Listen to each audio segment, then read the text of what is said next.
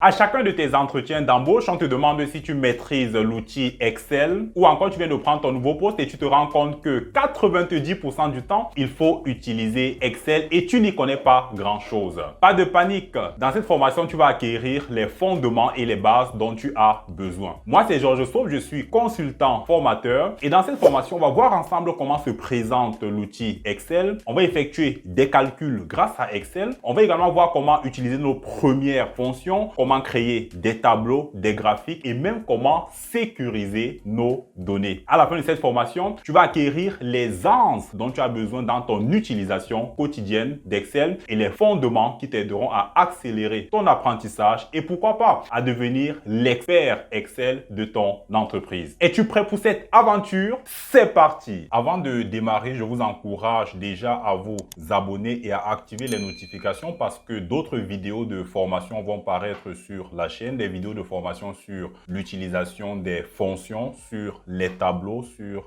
des graphiques également et même des vidéos sur la programmation en Visual Basic sur Excel. Donc il est important que vous vous abonniez et que vous activiez justement les notifications afin de ne pas passer à côté de ces formations importantes. Nous allons assumer le fait que vous êtes capable de démarrer Microsoft Office Excel et d'ouvrir ainsi un fichier sous Excel. Lorsque vous allez le faire, vous allez arriver à une page semblable à celle que vous pouvez apercevoir sur votre écran de formation. Et effectivement, vous vous rendrez compte que lorsque vous démarrez Excel et que vous ouvrez donc votre premier fichier, Excel va lui affecter un nom. Et ce nom va attirer notre attention. Ce nom, c'est l'expression classeur et puis affecté d'un numéro. Donc ici, le fichier Excel s'appelle également un classeur Excel parce que dans ce fichier, on peut effectivement classer des feuilles. Exactement à l'image d'une chemise cartonnée dans laquelle vous pouvez disposer une ou plusieurs feuilles. Lorsque vous viendrez ici juste en dessous,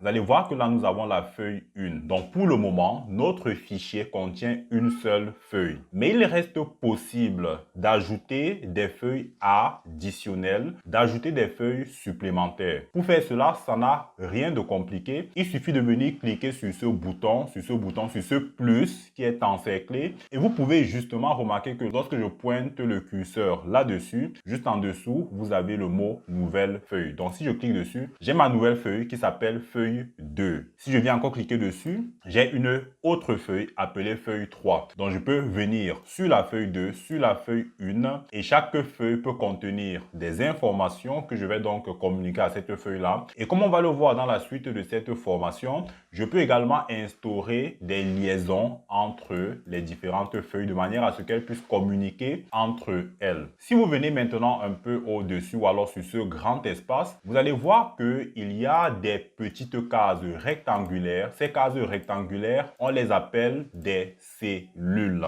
Ce sont des cellules. Et chaque cellule a une référence. Par exemple, la cellule dans laquelle nous sommes, on va dire cette cellule qui est donc active, sur laquelle vous allez voir des coins qui sont en vert. Eh bien, cette cellule a une référence. La référence est caractérisée par une lettre qui indique donc la colonne de cette cellule et puis par un numéro qui est plutôt le numéro de ligne. Ainsi, l'intersection entre la colonne et la ligne donne ce qu'on appelle une cellule. Ici, nous avons donc la cellule E8. Si je viens ici, on va dire que cette cellule s'appelle la cellule C4 et là, c'est la cellule A1. Très bien. Donc, à présent, on sait très bien qu'est-ce qu'on appelle une cellule. Naturellement, une cellule, c'est l'élément de base dans Excel qui va contenir une information. Par exemple, on va saisir à l'intérieur information. Il suffit de taper sur le clavier et vous allez justement voir que le mot information que je suis en train de saisir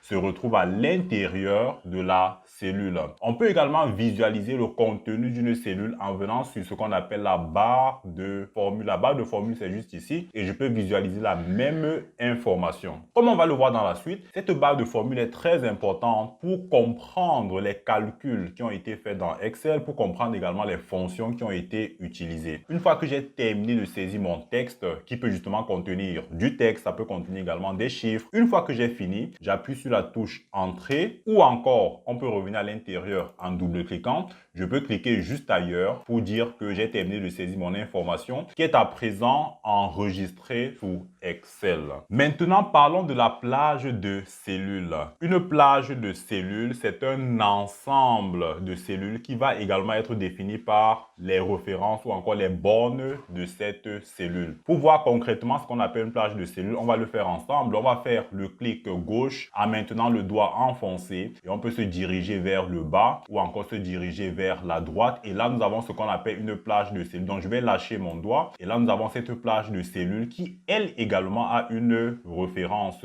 définie par le coin supérieur gauche qui est donc la référence E5 et le coin inférieur droit qui est la référence I20. Très bien. Donc là, nous avons une plage que nous avons pu sélectionner et sur laquelle on pourrait effectuer donc des opérations. Maintenant, si je lève la tête un peu au-dessus, vous allez voir ces différents menus qu'on appelle des onglets. Donc là, c'est un onglet. Ça, c'est l'onglet mise en page, onglet formule, onglet données, onglet révision. Chaque onglet a juste en dessous un ruban. Et le ruban va être organisé en groupe. Par exemple, dans l'onglet accueil, j'ai donc mon ruban qui est organisé en groupe. Et ici, on a le groupe presse papier qui va contenir tous les éléments relatifs à la presse papier. J'ai ici le groupe police qui va contenir tous les éléments relatifs à la gestion de la police. J'ai ici le groupe alignement qui va contenir donc tous les éléments relatifs à l'alignement de mes informations dans mes cellules sous Excel. J'ai le groupe nombre, etc., etc.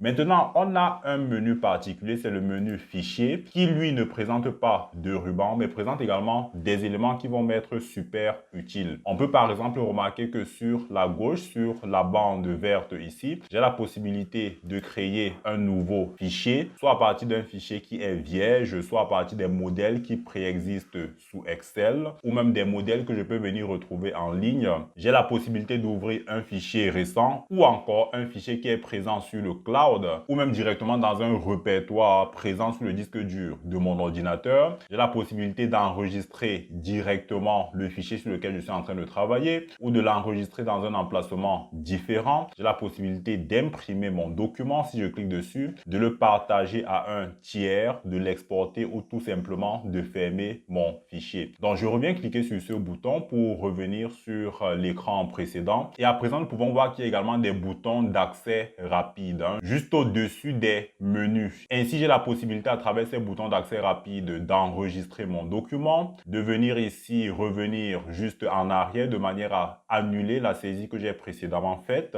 ou encore de rétablir ce qui existait avant cette annulation ou même de venir voir ici un aperçu du document que je souhaiterais imprimer. Si vous souhaitez ajouter d'autres éléments à cette liste, vous pouvez venir ici dans la personnalisation de la barre d'outils en accès rapide et ajouter d'autres éléments auxquels vous aurez accès beaucoup plus rapidement. Je peux par exemple ajouter courrier électronique afin que lorsque je viens cliquer dessus, que j'ai la possibilité de transférer mon fichier Excel à un collègue ou à quelqu'un d'autre sans toutefois être obligé d'aller d'abord ouvrir le logiciel d'envoi des emails avant d'appeler le fichier Excel que je voudrais donc transférer à mon collègue. Avant d'aller plus loin, je vous conseille absolument d'avoir pour réflexe d'enregistrer vos fichiers Excel. On a vite fait de passer des heures entières, 2 heures, 3 heures, 4 heures à bosser sur un document Excel. Par mégarde, il n'est pas enregistré. Voilà qu'on a perdu tout un travail. Pour enregistrer, on peut se servir des touches d'accès rapide, comme on le voyait tout à l'heure, juste ici au-dessus, ces boutons d'accès rapide. On peut par exemple venir cliquer ici pour l'enregistrement du document Excel. Ou encore, je viens sur le menu fichier et puis je clique sur enregistrer ou même enregistrer sous. Et je vais par exemple choisir d'enregistrer ce document au bureau. Je vais l'appeler formation Excel. Je viens cliquer sur le bouton enregistrer et voilà qui est bien fait. Maintenant, parlons de la manipulation des données dans Excel. On a déjà vu qu'est-ce qu'on appelle des cellules et on peut insérer des données, des informations à l'intérieur de la cellule. Mais je veux attirer votre attention sur ce qu'on appelle la touche de tabulation. Si vous regardez sur votre clavier, vous allez voir une touche de tabulation qui comporte 2 flèches qui vont dans le sens inverse. Je vais par exemple taper ici jour parce qu'on veut saisir les ventes journalières. Je me sers de la touche de tabulation pour passer à la prochaine cellule et je vais par exemple mettre ici le nom du vendeur, nom vendeur. Ensuite, on utilise la touche de tabulation pour passer à la cellule suivante. On va mettre le montant de la vente. Maintenant, prêtez attention à ce qui va se passer. Lorsque je vais appuyer sur la touche entrée, qu'est-ce qui se passe? Excel me positionne sur la cellule F5 et non pas sur la cellule H5. Parce que Excel essaie de comprendre qu'est-ce que je veux faire. Il suppose que si je me suis servi de la touche de tabulation pour aller jusqu'ici, si j'appuie sur la touche entrée, certainement je veux faire un retour à la ligne afin de continuer à saisir mes informations, les informations de mon tableau. Ainsi, on va mettre le premier jour lundi, ensuite touche de tabulation, Aline comme le nom du vendeur de la journée de lundi, touche de tabulation, on va mettre le montant 50 000. Si j'appuie sur la touche entrée, voilà que j'ai pu revenir à la ligne et voilà que je peux donc continuer à remplir mon tableau Excel. Voilà qui est vraiment intéressant avec la touche de tabulation que vous pouvez utiliser pour faciliter la saisie des opérations dans Excel. Maintenant, on va noter qu'on peut également sélectionner des données dans Excel de manière à constituer des plages de cellules qui sont sélectionnées. On a dit on va faire le clic gauche, on maintient le doigt enfoncé sur ce clic gauche et là, je peux donc sélectionner une plage de cellules. Je peux aller même vers la droite et sélectionner également la continuité de ma plage. Je vais donc lâcher. Et vous allez vous rendre compte que lorsque je viens sur le coin, n'importe quel coin de cette plage de cellules, il y a une double flèche qui va se présenter. Je viens là, c'est une double flèche. Ça te permet en fait de déplacer la plage de cellules. Si je clique donc là-dessus et que je maintiens le clic gauche enfoncé, je peux déplacer cela à un autre endroit de mon tableau. Super. Si je reviens là, je prends ça, je peux encore déplacer à un autre endroit de mon tableau. Et on peut même le faire pour des colonnes entières ou pour des lignes entières. Par exemple, là, j'ai sélectionné les lignes qui vont de la ligne numéro 4 à la ligne numéro 8 et j'ai donc la possibilité de venir déplacer ces lignes. Je peux les déplacer, n'est-ce pas, comme je l'entends. On peut faire pareil pour des colonnes et puis on va déplacer cela dans un autre endroit du tableau. C'est assez pratique lorsqu'on a besoin de manipuler des informations sur Excel. Maintenant, j'aimerais vous montrer quelque chose. Vous avez déjà vu comment utiliser le curseur de manière à partir à un autre endroit, n'est-ce pas, de la feuille Excel. Eh bien, le curseur va vous présenter ici un gros plus, le plus qui a le fond blanc. Ça vous permet de vous déplacer à d'autres endroits de la feuille Excel. Il suffit de cliquer et vous voyez que vous vous déplacez à l'intérieur de votre feuille. Mais une autre manière assez pratique également de procéder pour se déplacer à l'intérieur de votre feuille Excel, c'est d'utiliser les touches de direction. Si vous regardez sur votre clavier à l'extrême droite là, vous allez voir que juste à côté du pavé numérique, si vous en avez, vous allez voir qu'il y a justement des flèches qui sont des touches de direction. Si j'appuie sur la flèche qui part vers la droite, on voit que je peux déplacer ma cellule sur la droite. Si je viens sur la gauche, je peux la déplacer dans ce sens. Je peux également aller vers le bas ou encore vers le haut. C'est assez pratique comme on va le voir par la suite. Lorsqu'on utilise également des raccourcis Excel, de se servir de cette touche de direction. Maintenant, je souhaiterais vous montrer que la taille ou alors la largeur de ces colonnes et même de ces lignes ne sont pas figées, elles sont modifiables. Supposons que je suis en train de saisir une information personnalisée 2000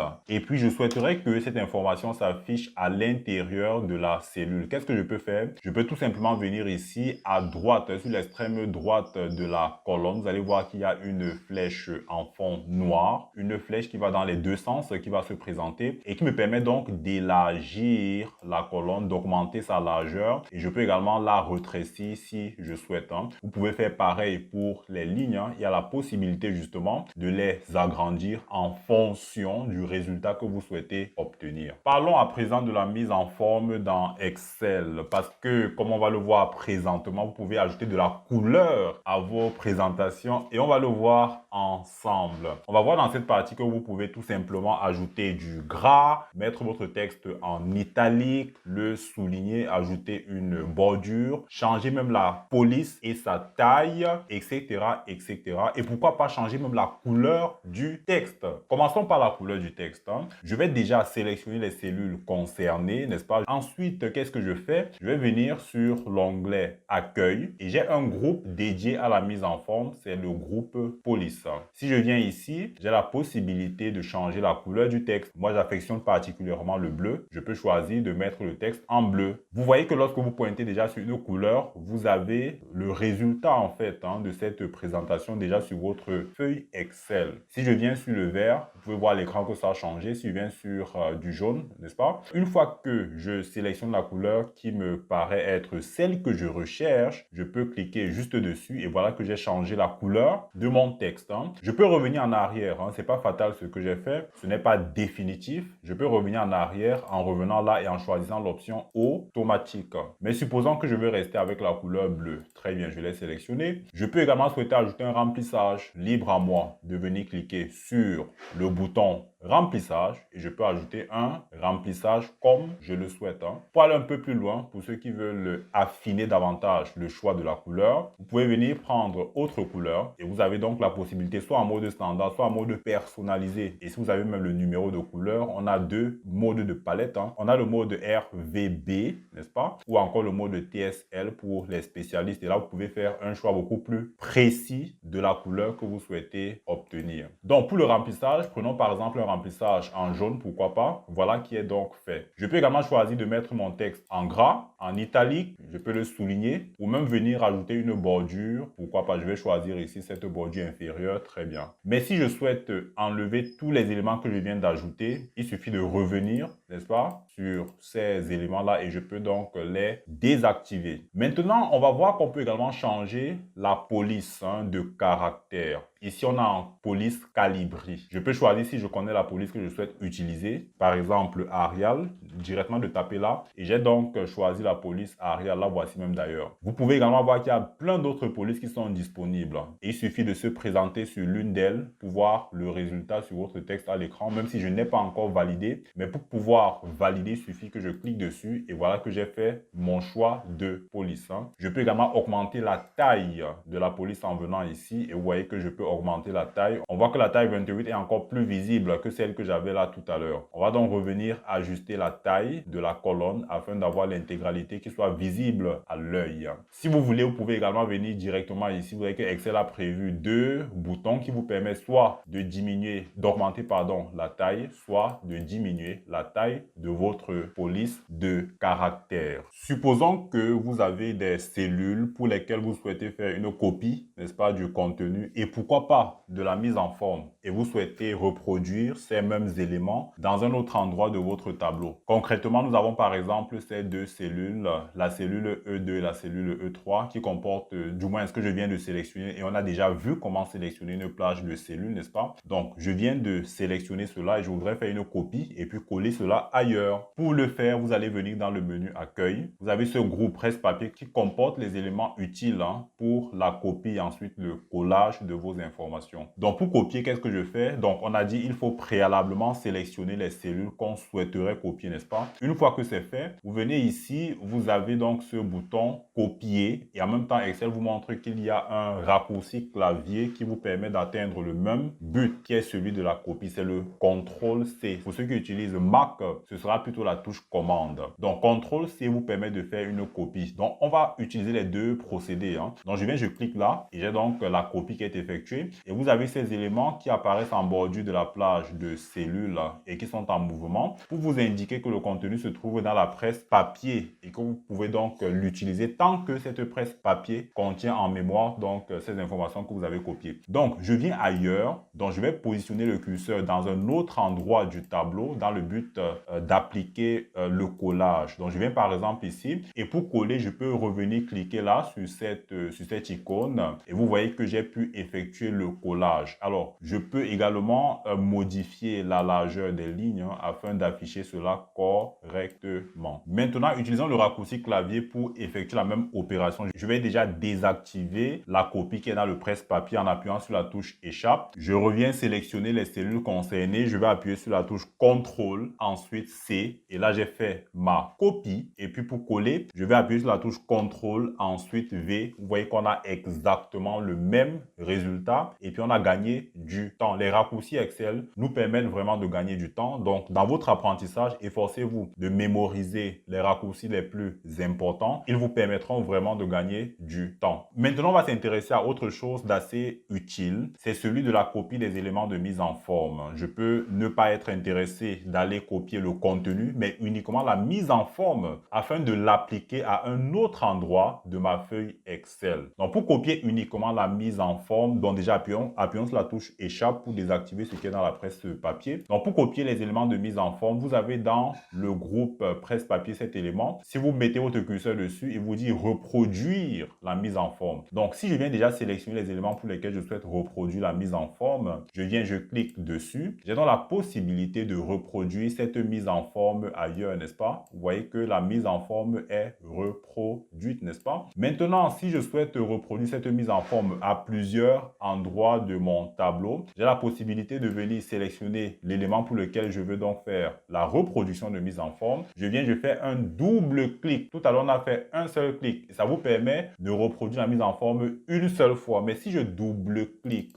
vous allez voir qu'il va rester actif tant que je n'ai pas désactivé la reproduction de la mise en forme. Cette copie reste toujours dans la presse papier et j'ai donc la possibilité d'aller à plusieurs endroits de mon tableau pour reproduire la même mise en forme jusqu'à ce que je revienne là et je désactive en cliquant là-dessus. Bien entendu, si vous n'êtes pas satisfait avec les éléments qui vous sont présentés sur le groupe police, on a par exemple parlé du gras, de l'italique, du soulignage, de la bordure. On a parlé également du remplissage, de la couleur du texte ou même de la taille. Si vous souhaitez avoir à votre disposition plusieurs autres éléments de mise en forme, eh bien, vous pouvez aller dans le format de cellule. Pour accéder au format de cellule, il y a deux manières de procéder. Vous pouvez par exemple venir sélectionner les cellules concernées. Ensuite, vous faites clic droit et vous venez sur format de cellule. Une autre manière de procéder, c'est de venir sur le groupe police. Ensuite, vous allez cliquer sur ce coin inférieur droit et vous aurez donc accès au format de cellule, ce qui vous permet d'aller un peu plus loin que ce que nous avons vu jusqu'ici. Je sais que vous êtes impatient d'effectuer vos premiers calculs sur Excel. On va donc y aller ensemble.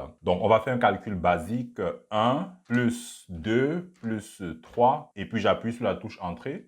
Alors, visiblement, on n'a pas de résultat, ce qui est tout simplement normal. En fait, Excel considère que ce que nous venons de saisir comme information, c'est du texte. Ainsi, lorsque nous souhaitons faire un calcul sous Excel, il faut le lui indiquer expressément. Ce qu'il faudrait donc faire, c'est utiliser l'opérateur égal au début de chaque opération de calcul que vous souhaitez effectuer. On va donc dire en dessous, on est dans la cellule D5 égale 1 plus 2 plus 3. Et si j'appuie sur la touche Entrée, vous voyez que là, nous avons à présent notre résultat. Je vais venir repositionner le curseur sur cette cellule que nous venons d'utiliser. Et on va remarquer que dans la barre de formule, juste ici au-dessus, nous avons le contenu du calcul qui est effectué. Donc, à chaque fois, il est possible de visualiser dans la barre de formule le calcul qui a été effectué, tandis que dans la cellule, on aura l'occasion de ne voir que le résultat du calcul. On comprend donc à quel point cette barre de formule est importante afin d'avoir une compréhension de l'origine de ce résultat. Naturellement, en plus des additions, on peut faire des soustractions. Donc, on va dire égal, par exemple 2 moins 1, n'est-ce pas? On peut également faire des divisions, égal 2. Vous allez utiliser cette barre, ce slash, n'est-ce pas? Pour dire que vous souhaitez faire une division divisée par 2 et on a donc le résultat. Ou encore une multiplication égale 2 et pour la multiplication, vous allez prendre cette étoile que vous retrouvez justement sur votre pavé numérique multiplié par exemple par 2 et là vous avez le résultat. Je vais à présent vous montrer quelque chose d'intéressant, un calcul qui va se faire uniquement à partir des références de cellules. C'est-à-dire qu'on va faire un calcul par exemple dans la cellule cellule F5, mais cette fois-ci en exploitant des données qui sont à l'extérieur de cette cellule. Et on va donc par conséquent se servir des références de cellules. Par exemple, je pourrais dire égal D5, n'est-ce pas? Pour dire que j'ai besoin du contenu de la cellule D5 plus 2, par exemple. Et on aura donc le résultat là. Ça peut être vraiment intéressant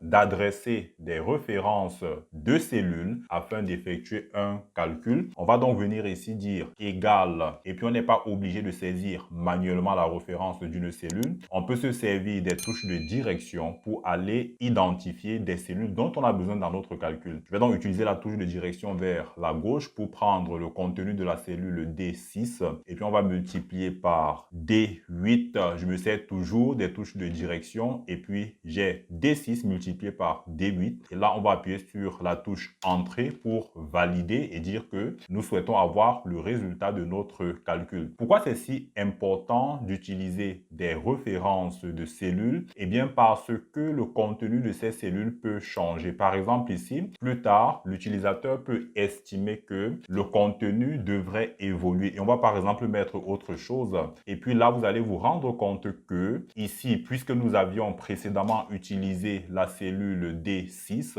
le résultat naturellement de la formule que nous avons saisie ici, il va tout simplement évoluer. Donc ça peut être vraiment intéressant de recourir à des références de cellules afin de limiter des traitements qu'on pourrait effectuer lorsque notre tableau est appelé à évoluer. Voyons à présent comment l'incrémentation dans Excel va vous aider à gagner du temps. On va déjà faire un premier texte dans le but de comprendre comment l'incrémentation marche. Par exemple, je peux taper ici 7, je vais là 7 et puis on va utiliser l'angle de recopie vers le bas que voici au coin inférieur droit de la plage que nous venons de sélectionner. Et si je tire vers le bas, on voit qu'il n'y a pas de changement. Excel se contente de reproduire le chiffre 7 qui figurait dans les deux premières cellules. On va changer de tactique. À présent, je vais écrire 7. Ensuite, dans la cellule du bas, je mets 8.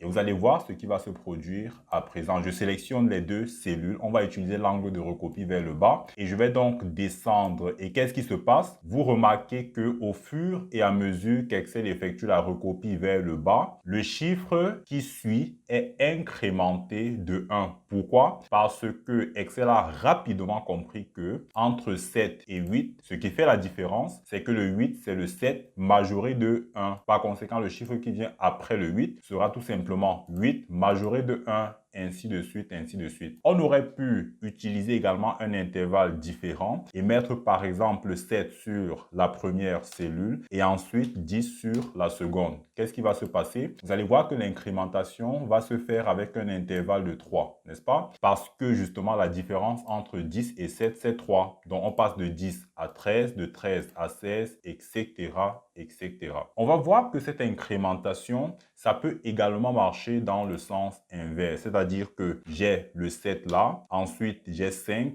et puis on va voir qu'est-ce qui va se passer parce que la différence entre 7 et 5, c'est quoi? Ce sera tout simplement que 5 est le résultat de 7 diminué de 2. On va donc faire une recopie vers le bas et vous voyez que Excel a compris tout simplement qu'il fallait déduire 2 à chaque fois. Vous allez également remarquer que cela, ça marche très bien avec les jours de la semaine. Ça permet vraiment de gagner du temps. Si vous voulez par exemple élaborer un calendrier des tâches au sein de votre entreprise ou encore vous voulez élaborer un agenda des opérations qu'il faudrait effectuer. Vous allez justement mettre le premier jour de la semaine, c'est lundi et ensuite on va donc faire la copie vers le bas et puis vous voyez qu'au fur et à mesure que je fais ma copie vers le bas, Excel va me dire en fonction de la cellule où je me trouve quel est le jour de la semaine correspondant. Par exemple ici nous sommes sur la journée de jeudi. Si j'avance, on est à vendredi, samedi et dimanche et c'est là que je souhaite m'arrêter. Très bien. Voilà qui permet vraiment d'être beaucoup plus rapide sur Excel lorsqu'on utilise ces options, n'est-ce pas, de recopie incrémentée. Je peux également le faire pour les mois de l'année. On va dire janvier, n'est-ce pas? Et puis, on aura ici de janvier à décembre. Au fur et à mesure que je suis en train de copier, Excel me dit à quel mois je me trouve. On va aller jusqu'au mois de décembre, bingo. Et puis, pour les mois de l'année, on aurait même pu ajouter l'année en question. Et vous allez voir que lorsque j'effectue effectue ma recopie, ça tient compte justement de ces deux informations, le mois et puis l'année. On va aussi remarquer que cette incrémentation peut marcher avec du texte qui comporte également des chiffres. Par exemple, on peut écrire ici un chiffre. Ensuite, en dessous, on va mettre deux chiffres. Et vous allez voir que Excel comprendra tout simplement qu'il faut incrémenter le nombre qui précède le texte. Donc, on va y aller et vous voyez que l'incrémentation a réussi. On aurait pu également choisir d'avoir le texte avant le nombre, chiffre 1, n'est-ce pas? Chiffre 2. Vous allez voir que l'incrémentation, ça va très bien marcher également. Cependant, si je mets le nombre à l'intérieur d'une chaîne de caractères, par exemple chiffre 1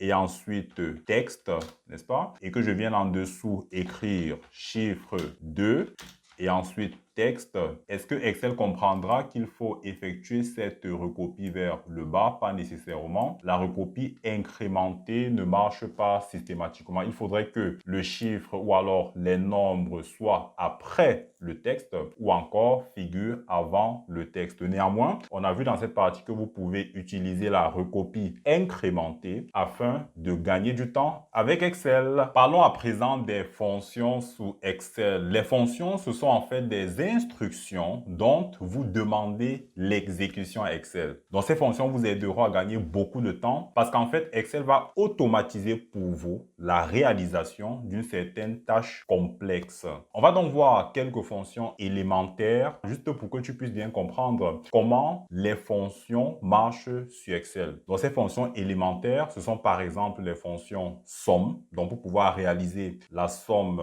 d'une série de cellules ou alors d'une plage de cellules sur Excel, on va voir comment réaliser une moyenne, comment déterminer un minimum, un maximum de manière automatisée sur Excel en sollicitant des fonctions. Alors, nous avons ici une série de chiffres en colonne et puis une autre série en ligne. Et nous voulons donc illustrer l'utilisation des fonctions. Supposons que je souhaiterais faire la somme de ces éléments. Si je suis complètement ignorant de l'existence de fonctions sur Excel, je peux être incité à réaliser un calcul manuel et à venir par exemple ici dire égal, je prends cet élément, c'est-à-dire le C3 plus C4 plus C5 plus C6 plus C7 plus C8 plus C9. On voit que je commence déjà à me fatiguer. Plus ce qui suit, plus ce qui suit, plus ce qui suit, plus ce qui suit, plus ce qui suit, plus ce qui suit. Et puis lorsque j'ai terminé, qu'est-ce que je fais? Je fais entrer. Alors, vous voyez que ça a pris suffisamment de temps, n'est-ce pas? Supposez que vous aviez comme ça 1000 lignes pour lesquelles vous deviez effectuer une somme. Combien de temps cela vous prendrait-il? Sans oublier le risque d'erreur, parce que vous pouvez oublier tout simplement d'intégrer une cellule à votre calcul manuel. Voilà qui nous permet de comprendre à quel point il est important de savoir utiliser des fonctions sous Excel. Lorsque vous ne savez pas quelle fonction il faut exactement utiliser, vous pouvez venir sur ce bouton, n'est-ce pas, fonction, insérer une fonction, vous cliquez dessus et vous faites une brève description de ce que vous voulez faire. Présentement, dans le cas d'espèce, nous souhaitons effectuer une somme. Donc, je clique sur somme, je dis rechercher et Excel me propose une série de fonctions qui sont supposées me satisfaire. Ce qui va nous intéresser certainement, ce sera cette fonction, la fonction somme. Je vais double-cliquer dessus et puis je peux maintenant indiquer, n'est-ce pas, la série de nombres pour lesquels je souhaiterais faire la somme. Je peux venir sélectionner cette série-là directement ici et on peut voir que le résultat sera de 617. Mais je vous encourage, n'est-ce pas, à utiliser ou alors à solliciter des fonctions depuis la cellule. Ce qui vous aidera à mieux comprendre la syntaxe des fonctions, à mieux comprendre leur fonctionnement et à les utiliser en toute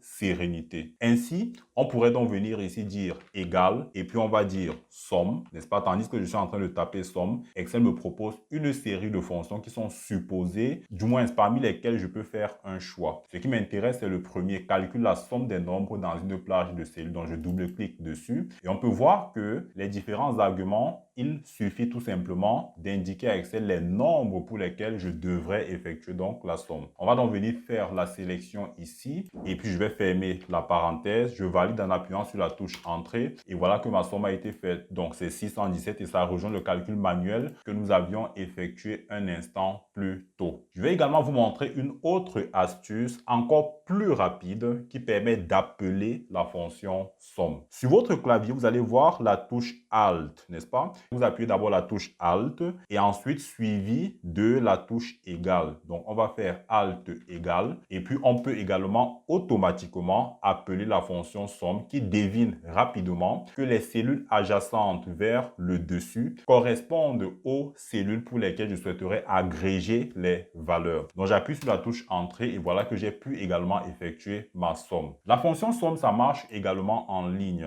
Donc, je ne suis pas obligé de faire la somme que sur des éléments situés en colonne. Je peux également faire une somme sur des éléments qui figurent plutôt sur une ligne. Je peux donc venir ici dire Alt égale. Voyez-vous, j'ai pu effectuer ma somme de ces éléments dont j'ai besoin. Si vous n'êtes pas très à l'aise avec ce que nous venons de faire, je vais donc supprimer ça à l'aide de la touche supprime. Si vous n'êtes pas très à l'aise et que vous souhaitez dire égale somme, pas de problème. Vous dites donc égale somme, n'est-ce pas? Vous sélectionnez ça. Ici, vous sélectionnez les cellules pour lesquelles vous souhaitez effectuer une somme. Vous fermez les parenthèses et vous appuyez sur la touche entrée. Voilà que vous avez effectué votre somme. Il est également possible d'effectuer une somme sur une plage de cellules. On va par exemple dire ici égale somme, n'est-ce pas? Et puis on va sélectionner la plage de cellules pour laquelle nous souhaitons faire la somme. Et voilà que nous avons pu effectuer cette somme sur cette plage de cellules. À présent, on va voir les trois autres fonctions dont on a parlé. On a parlé de la fonction moyenne, de la fonction minimum et de la fonction maximum. Pour déterminer une moyenne, ça se passe exactement comme on l'a vu pour la fonction somme. On va dire égale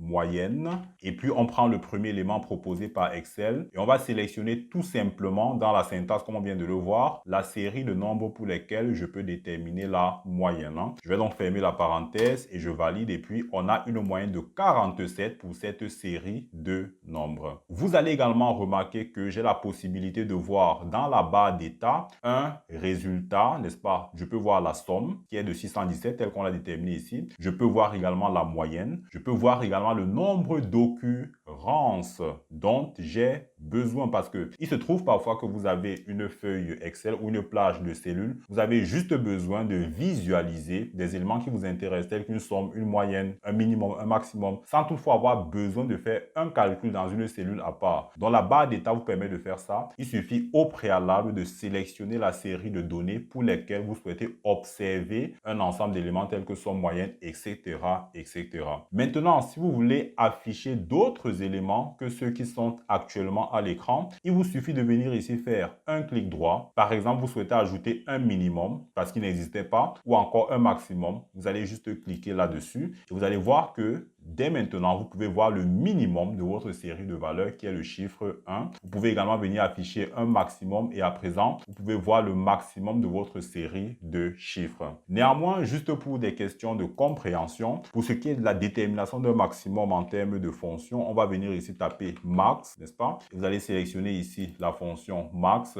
Vous indiquez la série de nombres pour lesquels vous souhaitez voir apparaître un maximum et puis vous validez. Vous avez votre maximum. On peut faire pareil pour la fonction minimum, min, et puis vous allez sélectionner la série de chiffres pour lesquels vous voulez voir apparaître le minimum et voilà, vous avez votre minimum. On aurait même pu déterminer le nombre d'éléments qui figurent sur notre liste, le nombre d'occurrences que nous avons présent sur la colonne. On va donc taper nombre NB et puis là, on dit ça détermine le nombre de cellules d'une plage contenant des nombres. Si je clique là-dessus, je sélectionne la série de nombres qui m'intéresse, je ferme donc les parenthèses et voilà, on a 16 occurrences. Si vous venez sélectionner là, vous verrez que les mêmes 16 apparaissent dans votre barre d'état. Plus tard, si vous n'avez plus besoin de voir apparaître certains éléments sur cette barre d'état, vous faites un clic droit et vous venez désactiver ce qui ne vous intéresse plus. On pourrait par exemple désactiver minimum, désactiver maximum, de manière à ne faire apparaître que la moyenne, le nombre d'occurrences et la somme. Vous êtes à présent capable de solliciter des fonctions élémentaires dans Excel et voilà qui nous permet d'avancer dans notre apprentissage. Parlons maintenant de deux outils qui vous permettent de bien manipuler les données dans un tableau dans Excel. Ces outils, c'est quoi? Il s'agit du tri, de l'outil tri. Ensuite, on a l'outil filtre. L'outil tri, on va voir les différentes possibilités qui existent pour solliciter le tri tri des données, un tri qui permet justement de ranger vos données dans un ordre, soit dans l'ordre croissant, soit dans l'ordre décroissant, ou lorsqu'on est en présence d'un texte dans l'ordre de A à Z, ou encore dans l'ordre inverse de Z à A. Donc la première possibilité qu'il y a pour appeler l'outil tri, c'est de venir sur l'élément concerné. Par exemple, ici on a la ville, l'agence, les quantités vendues et puis les ventes. Nous sommes sur des ventes par agence d'une entreprise et nous voulons par exemple trier les données par ville. On voudrait faire un rangement des villes de manière à les avoir de A à Z dans l'ordre alphabétique. Ce que je peux faire, c'est de venir faire un clic droit. Ensuite, je prends trier, par exemple, de A à Z. Et vous voyez que le tri s'est fait dans l'ordre alphabétique des villes dans lesquelles des agences sont présentes. Je vais donc venir ici annuler ce que je viens de faire, annuler le tri que je viens d'opérer. Et on va voir que j'aurais pu également aller dans l'onglet données. Ensuite, je prends le tri, n'est-ce pas, trier. Et puis, j'ai la possibilité ici d'indiquer en fonction de quelle en-tête je veux faire le tri. Naturellement, vous devez vous assurer que vos données ont des en-têtes et que cette option est cochée parce que si c'est décoché, le tri ne pourra pas se faire en fonction de ces en-têtes. Les en-têtes vont être remplacées plutôt par des numéros de colonnes. En revanche, je voudrais que cette option soit cochée, mes données ont des en-têtes et je veux donc faire un tri. On va revenir sur le même tri que nous avons fait précédemment, un tri dans l'ordre alphabétique des villes. Je dis OK et voilà que le tri a été opéré. Je viens annuler ceci pour vous montrer la troisième option qui existe. Vous allez partir dans l'onglet accueil. Ensuite, vous venez ici, vous prenez tri et filtre, trier et filtrer. Vous allez choisir trier de A à Z et vous allez voir que le tri va être opéré justement dans l'ordre alphabétique des villes. Donc là, c'est pour le tri. Mais notons également qu'on peut faire un tri personnalisé qui permet de prendre en compte plusieurs en-têtes. Annulons déjà ce qu'on vient de faire. Je vais donc revenir ici. On va faire un clic droit et puis on va prendre tri personnalisé. Vous avez donc cette fenêtre qui va s'ouvrir afin que je puisse lui indiquer les critères personnalisés du tri que je souhaiterais effectuer. Je voudrais donc qu'on fasse un premier tri dans l'ordre alphabétique des villes et puis on peut ajouter un second niveau de tri. Ce qui signifie que lorsque un ordre va être établi par ville, je voudrais qu'à l'intérieur d'une ville, que le tri puisse être fait dans l'ordre alphabétique des agences. Une fois que c'est fait, je clique OK et puis on peut remarquer justement que lorsque j'ai la première ville qui est ici, Douala, les agences concernées sont également triées dans l'ordre de A à Z. Parlons maintenant du filtre. J'ai la possibilité de filtrer les informations de mon tableau de manière à ne faire apparaître que des éléments voulus et de masquer ceux dont je n'ai pas présentement besoin. Par exemple, pour le filtre, on pourrait venir faire un clic droit, n'est-ce pas? Et puis je viens ici filtrer, n'est-ce pas? Filtrer. J'ai plusieurs possibilités. Filtrer par la valeur de la cellule sélectionnée, auquel cas c'est la cellule contenant le mot aura qui va donc être filtrée, n'est-ce pas, sur cette valeur-là. J'ai aussi la possibilité de filtrer en fonction de la couleur. Ici, les couleurs sont identiques. Il n'y a pas de couleur particulière qui a été retenue. J'ai aussi la possibilité de filtrer par l'icône de la cellule sélectionnée, etc., etc. Filtrons par exemple par la valeur de la cellule sélectionnée. Et vous voyez que puisque dans ma table de données, j'ai une seule agence aura, c'est celle-là qui apparaît donc dans les filtres. Pour retirer le filtre, je clique là-dessus et puis je viens effacer le filtre que j'ai préalablement effectué. Une autre manière de sélectionner l'outil filtre, c'est de venir dans l'onglet données et de venir ici cliquer sur filtrer. Sachant qu'il y a déjà un filtre préexistant, je peux enlever le filtre en cliquant là-dessus, tout comme j'aurais pu également cliquer sur filtrer afin d'obtenir ces boutons qui me permettent de faire un filtre dans mes données.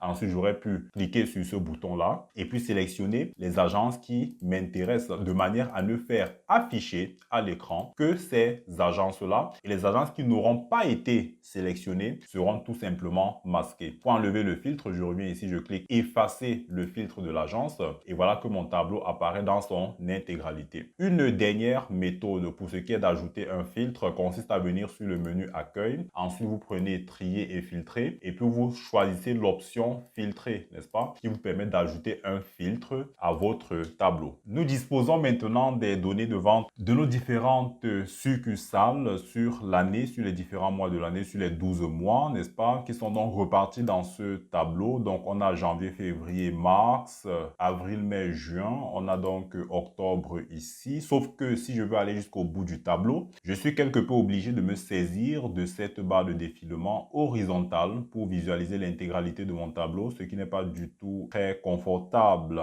On peut donc être appelé à masquer certaines informations. Supposons par exemple que j'ai beaucoup plus besoin des données trimestrielles et moins des données mensuelles. Je veux mettre de focus sur les données trimestrielles. Je peux donc être appelé à masquer mes données sur les mois de manière à privilégier l'affichage des données trimestrielles. Lorsque je masque mes données, ça ne les supprime pas. C'est juste que ces données sont empêchées d'être affichées à l'écran. Donc, pour masquer, je vais d'abord sélectionner. Je vais d'abord faire une sélection des données que je souhaiterais masquer. Je vais donc venir ici et on a vu déjà comment faire une sélection. Vous faites un clic gauche enfoncé, vous maintenez et vous allez dans le sens où vous souhaitez effectuer votre sélection. Et puis, on a fait cette sélection. Si je fais un clic droit, j'ai la possibilité de masquer, n'est-ce pas? On va faire pareil pour les autres colonnes afin de masquer des informations que nous ne voulons pas forcément voir affichées de manière à mieux présenter un tableau synthétique. On peut remarquer lorsqu'on voit un fichier ou alors une feuille Excel que certaines données sont masquées. Si on vient par exemple ici au-dessus, vous allez voir qu'au lieu d'avoir un seul trait, j'en ai deux. Ce qui me permet de comprendre que là derrière, j'ai des données qui sont masquées. Je peux donc être également appelé à masquer des données en ligne, c'est-à-dire que masquer les informations d'Excel, ça ne marche pas qu'en colonne. On peut également masquer les données qui sont présentes sur des lignes. Je sélectionne les lignes en question et puis je vais venir faire ici masquer et voilà que ces données sont masquées. Maintenant, si je veux les afficher à nouveau, je vais aller sélectionner les lignes qui sont de part et d'autre. Celles qui sont masquées, je fais un clic droit, je clique sur afficher et voilà que mes données réapparaissent donc à l'écran. Je peux donc faire pareil pour les colonnes. Je vais donc sélectionner les colonnes de part et d'autre, celles qui sont masquées. Je vais cliquer sur afficher. Je vais faire pareil ici. On va donc cliquer sur afficher. On va faire pareil là. On clique sur afficher et puis on va faire pareil ici également et on clique sur afficher. Il faut tout de même dire que masquer des éléments tels qu'on vient de voir, c'est-à-dire que je sélectionne des colonnes à masquer pour ensuite avoir besoin de les afficher juste après. Ça peut être un peu frustrant, n'est-ce pas? Je vais vous montrer quelque chose d'intéressant. C'est une option ou alors un outil qui vous permet de grouper des éléments et ensuite de les dissocier, n'est-ce pas? Donc, pour grouper des éléments, vous allez voir que c'est particulièrement intéressant. C'est-à-dire que l'objectif que nous souhaitons atteindre, c'est d'avoir une présentation plutôt souple qui nous permet soit de grouper rapidement des éléments de manière à n'afficher que les données trimestrielles,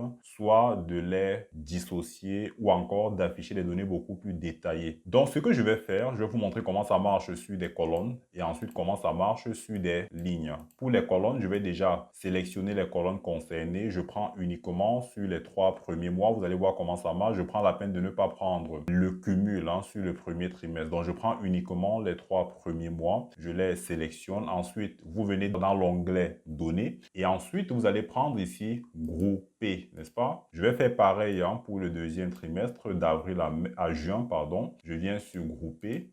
On va faire pareil sur le troisième trimestre. Je groupe également ces données-là. Et enfin, on va le faire pour les mois allant d'octobre à décembre. Je les groupe également. Vous pouvez voir qu'il y a ce bouton, le 1, et ensuite le bouton 2, ce qui me permet rapidement d'afficher des sous-totaux. Si je clique sur 2, j'ai les données détaillées. En revanche, si je viens cliquer sur 1, vous voyez que j'ai les données plutôt agrégées, cumulées, n'est-ce pas, par trimestre. Et je peux rapidement décider d'afficher les données détaillées en venant cliquer sur le 2. Pour dissocier ce que je viens de faire, je peux tout simplement venir sur sous-total et supprimer tout. Et puis, ça me remet le tableau dans l'état où il se présentait précédemment. Maintenant qu'on vient de noter que lorsque j'ai bien ficelé mes sommes dans le tableau, on peut noter que les données trimestrielles, c'est tout simplement la somme des mois concernés. Lorsque c'est bien fait, vous pouvez directement de manière automatisée grouper dans un plan automatique vos données dans Excel.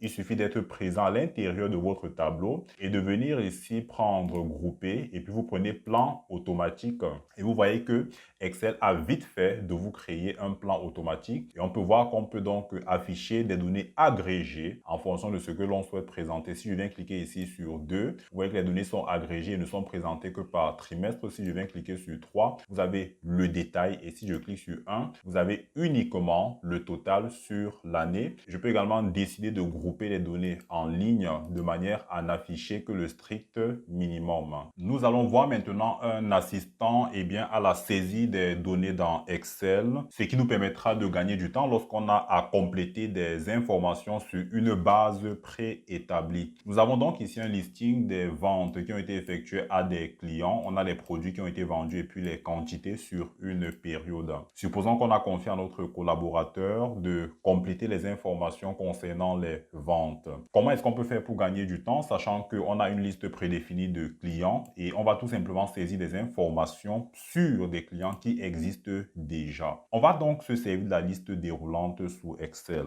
On peut utiliser le bouton Alt, touche de direction vers le bas pour demander à Excel de nous présenter les clients sur lesquels on pourrait opérer un choix sur les ventes qui ont été faites, n'est-ce pas? On peut également le faire pareil pour la colonne des produits vendus, Alt, touche de direction vers le bas. Et on a donc la possibilité de sélectionner le produit qui a été vendu et il ne nous reste plus qu'à saisir les quantités. Maintenant, supposons que nous voulons effectivement protéger les données de manière à éviter à l'utilisateur d'aller faire des erreurs dans la saisie. Un autre moyen de pouvoir utiliser la liste déroulante, c'est d'opter pour la validation des données. Pour la validation des données, on va toujours se servir de l'onglet données. Donc, on vient dans l'onglet données. Ensuite, on viendra dans la validation des données. Et puis, on a différentes options de validation des données ou d'autorisation possible. On peut tout autoriser, c'est le cas actuel, où on peut saisir tout ce qu'on veut. On peut également autoriser les éléments tels qu'un nombre entier, une valeur décimale, une liste.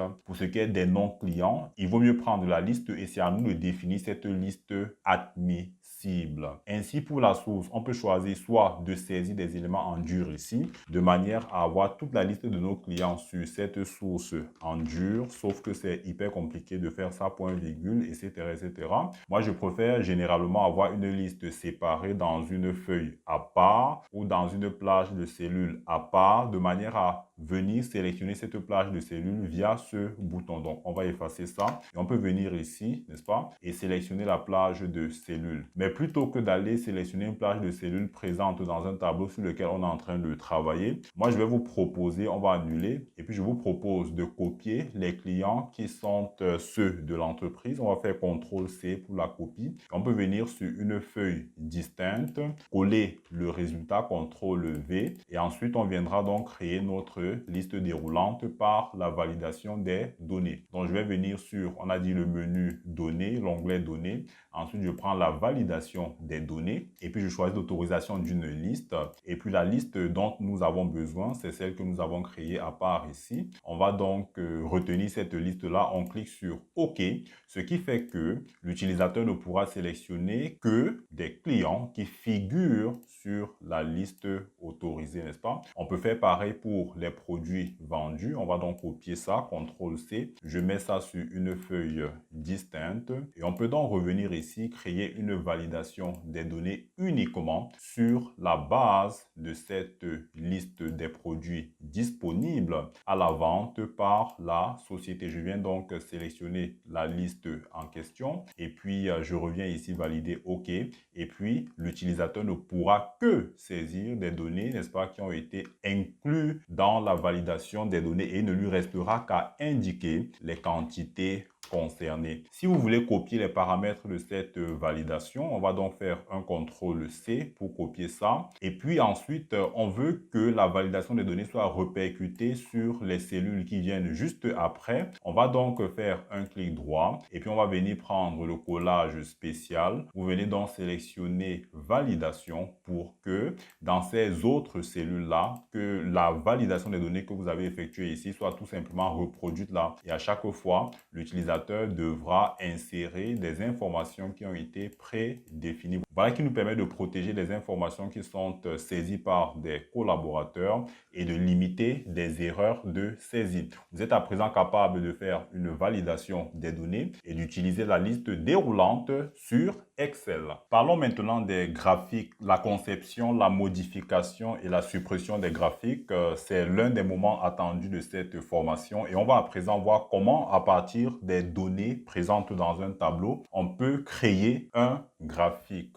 Donc, nous avons ici les ventes qui ont été effectuées à des clients en quantité et on souhaiterait par exemple présenter un graphique ou alors un histogramme des ventes en fonction des différentes quantités. Donc, la première chose à faire lorsqu'on veut monter un graphique sur Excel, c'est de sélectionner les données à partir desquelles le graphique va être construit. C'est vrai que c'est pas obligé. On peut, dans un premier temps, créer un graphique vierge et puis aller sélectionner les données qui vont permettre de le construire. Mais pour y aller beaucoup plus aisément, je vous propose, de sélectionner dans un premier temps les données. Donc, j'ai sélectionné ici la colonne des clients. Ensuite, vous appuyez sur la touche contrôle et vous maintenez appuyé et puis vous sélectionnez également les quantités. Pour créer des graphiques, on va aller dans l'onglet Insertion. L'onglet Insertion. Vous allez vous rendre compte qu'ici, on a justement dans le groupe graphique différents graphiques possibles. On a par exemple ici l'histogramme en 2D. Si je me positionne sur un exemple, j'ai la représentation juste en dessous. Ou encore l'histogramme 3D. On a également le diagramme en barre, n'est-ce pas? On a également la possibilité d'afficher un diagramme en secteur et pourquoi pas une courbe. Maintenant, si vous avez des doutes sur le type de graphique qu'il faut retenir pour présenter vos données, vous allez venir sur graphique recommandé et en fonction de la présentation de vos informations, Excel va vous proposer différents graphiques et vous pourrez opérer votre choix. Nous, on va par exemple opter pour la présentation en histogramme de nos ventes aux différents clients en quantité. Je vais donc cliquer OK. Et on a donc ici notre histogramme qu'on peut déplacer, n'est-ce pas, à notre guise. On peut également augmenter la taille de l'affichage de notre histogramme, tout comme on peut également rétrécir cela, tout dépend de ce que vous souhaitez faire. Maintenant, voyons les différentes possibilités qui s'offrent lorsque vous avez déjà votre graphique qui est disponible sous vos yeux. Vous pouvez par exemple choisir de changer cette couleur si elle ne vous convient pas. Peut-être que vous souhaitez plutôt avoir une couleur différente, par exemple le vert. On va par exemple venir sélectionner ce vert, pourquoi pas. Maintenant, je peux également estimer que la largeur de ces différentes barres est plutôt assez faible et je voudrais réduire l'intervalle qui existe entre chacune des barres. Donc, ce que je peux faire à ce sujet, c'est de sélectionner les différentes barres en cliquant sur l'un d'eux et puis je vais faire un clic droit, mettre en forme une série de données. Je peux donc venir réduire la largeur de l'intervalle de manière à augmenter la largeur de mes différentes barres. Mettons par exemple 100%. Est-ce qu'on va mettre 100%? On va valider, on voit que c'est nettement mieux présenté. Je pourrais même réduire davantage. Je vais mettre 75%. Très bien. Cela me convient à présent. Vous allez maintenant voir que si le titre ne vous convient pas, vous pouvez tout simplement changer le titre en venant saisir un titre qui vous convient davantage. On va par exemple mettre vente client, n'est-ce pas? Et puis, on valide en cliquant sur un endroit différent de notre graphique. Vous allez également voir que vous pouvez ajouter des éléments en vous servant de cette icône, le plus, élément de graphique.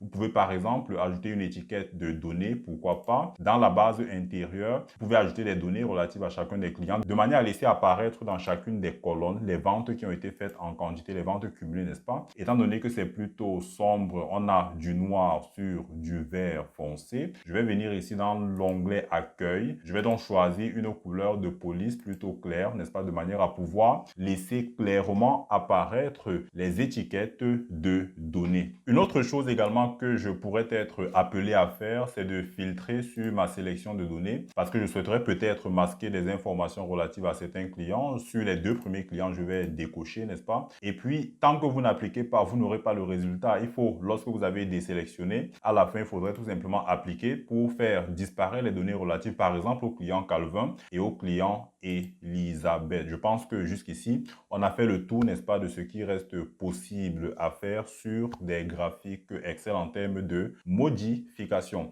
Maintenant, si vous ne souhaitez plus avoir un graphique dans votre présentation Excel, dans votre feuille, il vous suffit de cliquer dans un espace, par exemple ici dans la zone du graphique, et puis d'appuyer sur la touche supprime. Et voilà que vous avez supprimé tout simplement votre graphique Excel. Si vous vous rendez compte que c'est par inadvertance que cela a été supprimé, libre à vous de revenir ici sur ce bouton d'accès rapide annuler, n'est-ce pas, ce qui vient d'être effectué, et on revient sur notre graphique. Voilà, à présent, vous êtes capable de créer, de modifier et de supprimer des graphiques dans Excel. Nous allons maintenant parler de tout l'intérêt qu'il y a à créer un tableau officiel Excel. Donc, l'outil tableau, c'est un élément vraiment particulier qui vous permet d'optimiser la gestion de vos données. Donc, ici, nous avons des données sur les ventes de la société sur une période. Et pour mieux gérer ça, on va voir comment créer un tableau. Il y a deux façons au moins de faire ça. Je suis persuadé qu'il y en a davantage. On peut donc venir ici, on reste à l'intérieur de nos données. Et on va venir prendre l'onglet insertion et puis on sélectionne ici tableau, n'est-ce pas? On va juste prendre la peine de vérifier que les contours du tableau sont bien définis et que cela comprend l'intégralité de nos données. Une fois que la vérification est faite, vous allez cliquer sur OK et voilà que vous avez votre tableau Excel. Je vais donc revenir en arrière en appuyant sur la touche CTRL Z ou encore vous auriez pu venir sur cette touche, n'est-ce pas, pour revenir en arrière, pour annuler des opérations que vous avez effectuées. Mais CTRL Z permet d'y arriver beaucoup plus rapidement. C'est pourquoi dans cette formation, je parle beaucoup des raccourcis Excel. Donc, on va utiliser un raccourci Excel justement, un raccourci de clavier, pardon, pour créer notre tableau. On va donc faire CTRL L. CTRL L et puis on va justement vérifier que les contours du tableau sont assez bien définis. Il est également important de vérifier ici que c'est coché, n'est-ce pas, que mon tableau comporte des en-têtes, sinon le résultat ne sera pas correct. Donc mon tableau comporte des en-têtes, on va cliquer sur OK. Voilà, nous avons donc notre tableau. Sachant qu'ici on a un fond sombre, je vais préférer changer la couleur et venir ici mettre une couleur de police plutôt blanche. Voilà qui est intéressant, n'est-ce pas? Maintenant, parlons un peu des atouts de notre tableau Excel. Vous allez remarquer que maintenant que vous avez créé un tableau Excel, il y a ces outils de tableau qui apparaissent alors qu'ils n'existaient pas avant la création. Donc, les outils de création du tableau uniquement dédiés à la gestion du tableau Excel. On peut déjà noter que j'ai la possibilité de changer le style de mon tableau. Excel offre ici une panoplie qui permet, n'est-ce pas, de changer bien la présentation de mon tableau en tant que style. Je peux opter pour une présentation sur du vert, du bleu, du jaune, etc., etc. Donc, celui qui vous convient, c'est celui que vous allez choisir.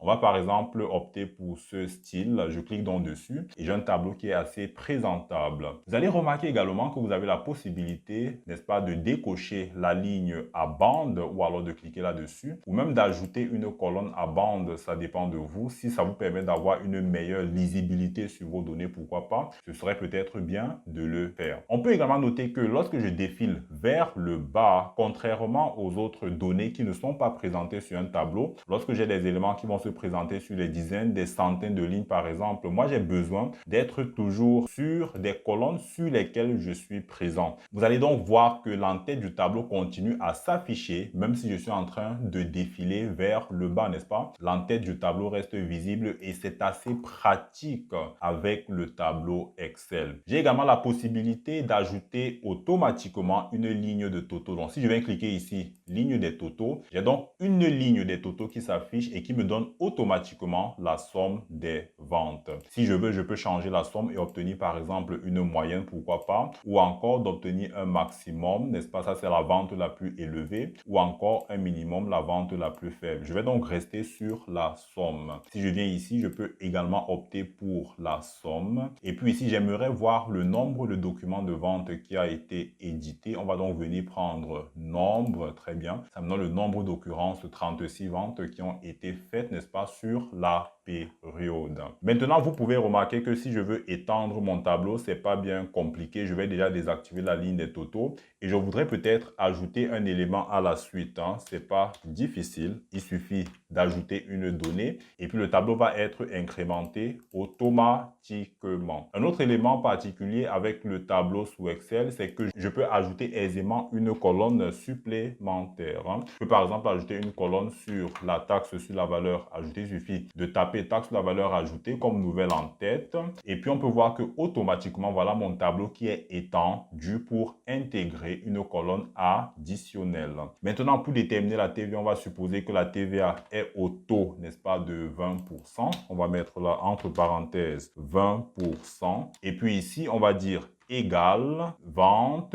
Vous allez voir ici particulièrement qu'on n'a pas une référence J4. On a plutôt le nom de la colonne qui va apparaître parce que justement ma formule va être répercutée automatiquement vers le bas. On va donc faire fois 20%. Je valide. Et vous voyez que le calcul est fait jusqu'au bout de mon tableau. Donc le tableau Excel, c'est un outil assez intéressant pour gérer de manière dynamique vos données. Et je vous propose dans la mesure du possible de l'utiliser dans vos travaux sous Excel. Lorsque vous avez des données hyper denses sur votre feuille Excel, comme celle que nous avons ici à l'écran et qui vous oblige ainsi d'utiliser la molette de votre souris pour défiler par exemple vers le bas afin de voir l'intégralité de votre tableau ou même d'utiliser la barre de défilement horizontale pour aller sur la droite, le truc c'est que vous ne voyez pas toujours des informations qui sont présentes sur les premières colonnes du tableau ou encore lorsque vous descendez, vous ne savez pas toujours sur quelle colonne vous êtes. Si vous êtes en train de saisir les informations additionnelles,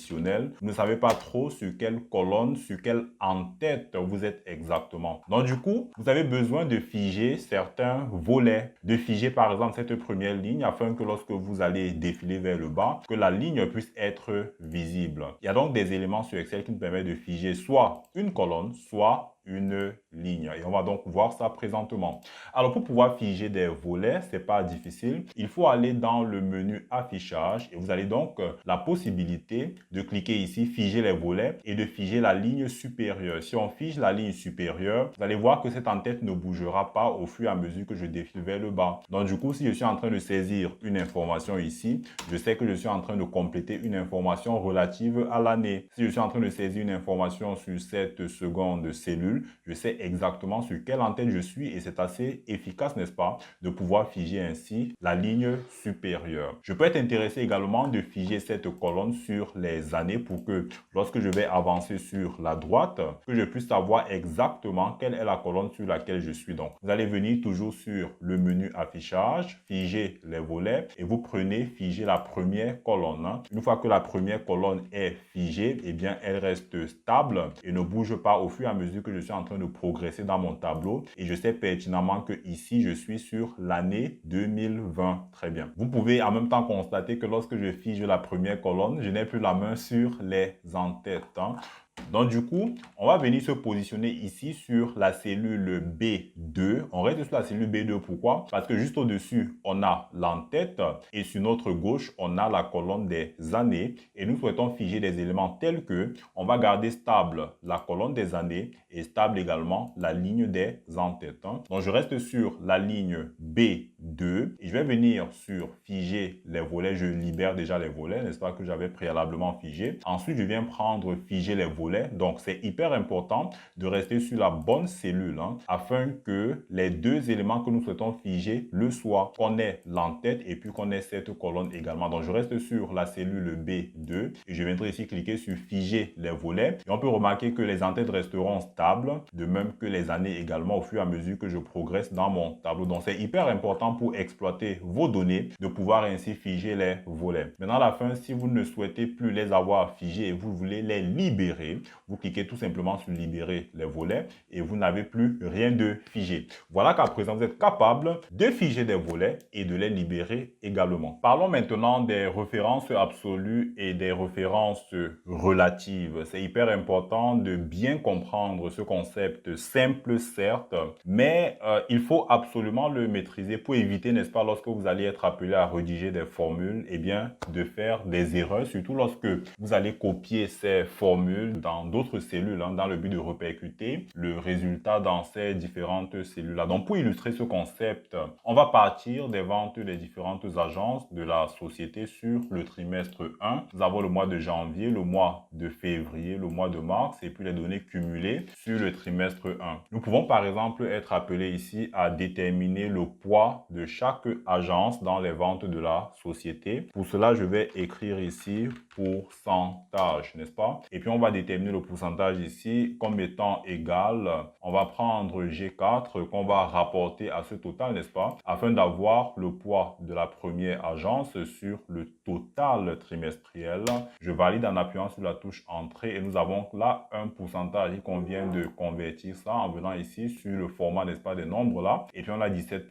Je peux être intéressé, n'est-ce pas, par la copie en me servant de l'angle de copie là vers le bas afin de copier eh bien le poids de la première agence sur les autres également. Mais je me rends compte que rapidement il y a un problème qui se pose et c'est justement un problème de référence. Ici on peut noter que le calcul a été très bien fait. G4 rapporté à G4.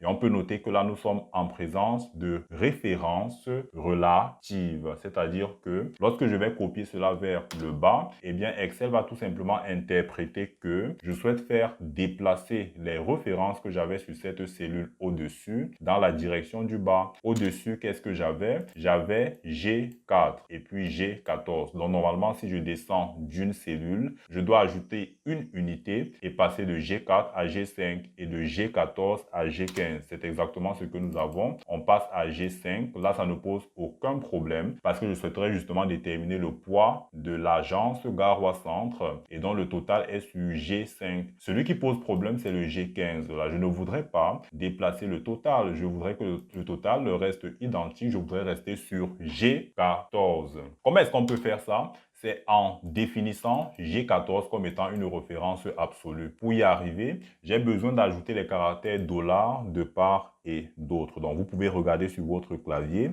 et identifier le caractère $ qui va donc être placé de part et d'autre. On aura $ avant l'indicateur de la colonne et $ avant l'indicateur de la ligne. Et puis, vous allez vous rendre compte que la copie va maintenant très bien s'effectuer et on peut avoir le total alt égal et nous avons donc un total de 100%. Notez que j'aurais pu également déterminer, ajouter en fait ces caractères $ en utilisant la touche F4, n'est-ce pas? Lorsque vous appuyez sur la touche F4, vous allez remarquer qu'il ajoute des $ d'abord avant la colonne et puis après la ligne. Et puis lorsque vous continuez, il vous enlève cela sur la colonne. Il ne vous laisse le caractère $ que sur la ligne. Ensuite, il ne vous laisse cela que sur la colonne. Et après, il vous présente une référence absolument relative.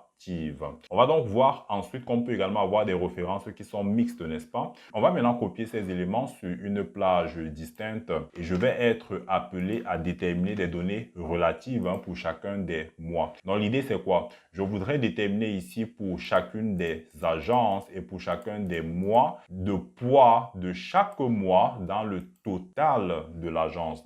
On va donc effacer ça pour bien comprendre ce qu'on veut faire. On voudrait par exemple sur l'agence d'Aqua, sur le mois de janvier, présenter le poids que représente le mois de janvier sur les ventes totales du trimestre dans l'agence Aqua. Et par conséquent, qu'est-ce que je vais faire? Je vais venir sélectionner les ventes en valeur absolue ici, que je dois rapporter à ce total. Ça me permet d'avoir le pourcentage des ventes de janvier sur les ventes totales du trimestre, n'est-ce pas? Ça, c'est pour illustrer le concept donc de référence mixte. C'est-à-dire que la référence qu'on va définir dans cette partie de notre travail va être à la fois une référence absolue, mais également une référence relative. Pourquoi c'est important d'en parler? Vous allez voir que lorsque je fais ma copie sur la droite, il y a un problème qui va se présenter là. Parce que justement, les références vont être déplacées sur la droite, n'est-ce pas? Ici, j'avais D4 rapporté à G4, ça ne me pose pas de problème, c'est exact. C'est-à-dire que je veux avoir les ventes de janvier sur l'agence Aqua rapportées au total des ventes trimestrielles de l'agence Aqua. Maintenant, lorsque je viens sur la cellule qui est située sur la droite,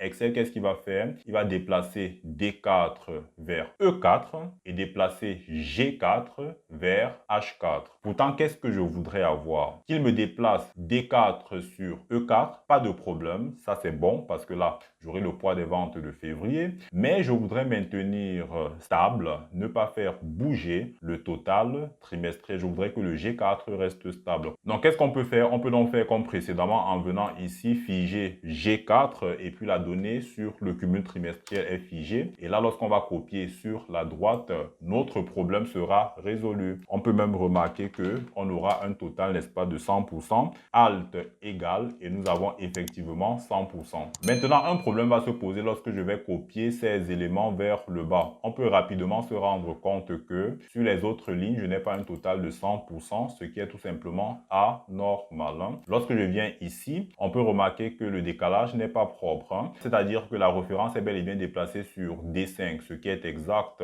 En revanche, je voudrais que le total trimestriel de l'agence Garoua Centre soit tout simplement la cellule G5.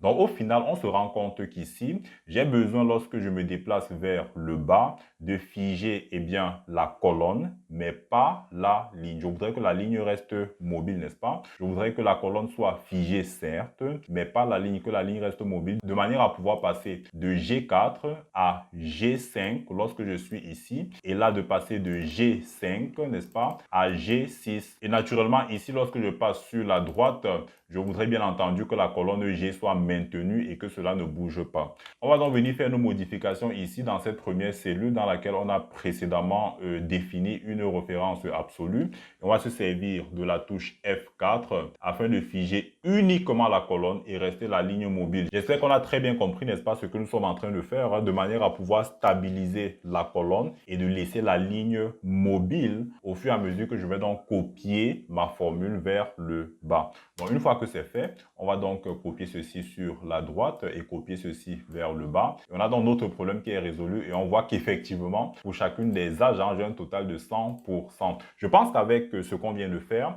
vous avez donc très bien compris ce qu'on appelle une référence absolue, une référence relative ou encore une référence mixte telle qu'on l'a mis en évidence sur cette partie du tableau. Si jusqu'ici vous avez des questions, écrivez en commentaire et puis je me ferai un plaisir de vous répondre. Parlons maintenant des dates et des heures sur lesquelles on peut bien entendu effectuer des opérations au même titre que des nombres. Alors pour bien comprendre comment cela marche sur Excel, il est important de comprendre la manière dont cela est stocké. Par exemple, si nous saisissons la date du jour, 17 mai 2021, j'appuie sur la touche Entrée. Ensuite, je vais changer son format pour le mettre en format standard et vous comprendrez de quoi je suis en train de parler. Donc si je viens ici sur le format standard, on peut noter qu'au lieu de la date que nous avons précédemment vue, nous avons plutôt un nombre 44 333. Alors d'où vient ce nombre? Nous allons saisir ici 1er janvier 1900. Ensuite, on va déterminer le nombre correspondant sur lequel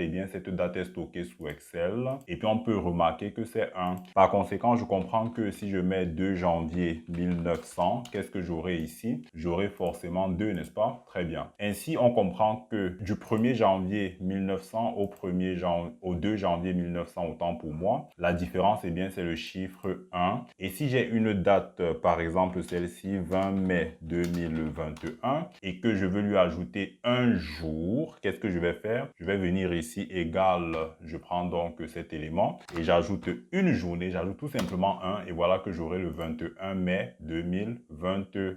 Soit dit en passant, il y a plusieurs formats de présentation des dates. Vous pouvez juste venir ici sur les formats de nombres, et puis vous choisissez par exemple la date longue, et vous avez l'intérêt de cette date longue, c'est d'avoir également le jour correspondant à cette date-là. Parlons maintenant des heures. On va par exemple mettre ici 14 heures, donc 14 2.20, 14 heures pile, n'est-ce pas, 14 heures précises. Maintenant, si je souhaite ajouter une heure, n'est-ce pas, à ces 14 heures, qu'est-ce que je peux faire? Je vais venir ici prendre dans cette référence de cellule, plus 1. En fait, si je dis plus 1, le 1, en ce qui concerne les dates et les heures, le 1 correspond à 24, ça correspond à une journée complète de 24 heures. Donc, si je rapporte à 24, je pourrais justement ajouter 1 à cette date. On va juste remettre le format heure pour être compatible avec ce dont nous sommes en train de parler. Et là, j'aurai effectivement 15 heures, n'est-ce pas? Je peux même ajouter 30 minutes, n'est-ce pas, à ces 15 heures. C'est pas difficile. On va dire égal. On prend les références de la cellule correspondante,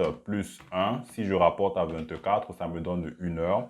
Et si je rapporte à 2, j'ai 30 minutes. Et là, nous avons exactement 15h30. Donc, voilà qui permet de comprendre comment fonctionnent les dates et les heures sous Excel. Mais je voudrais attirer votre attention sur deux fonctions intéressantes que vous pouvez être appelé à utiliser sous Excel.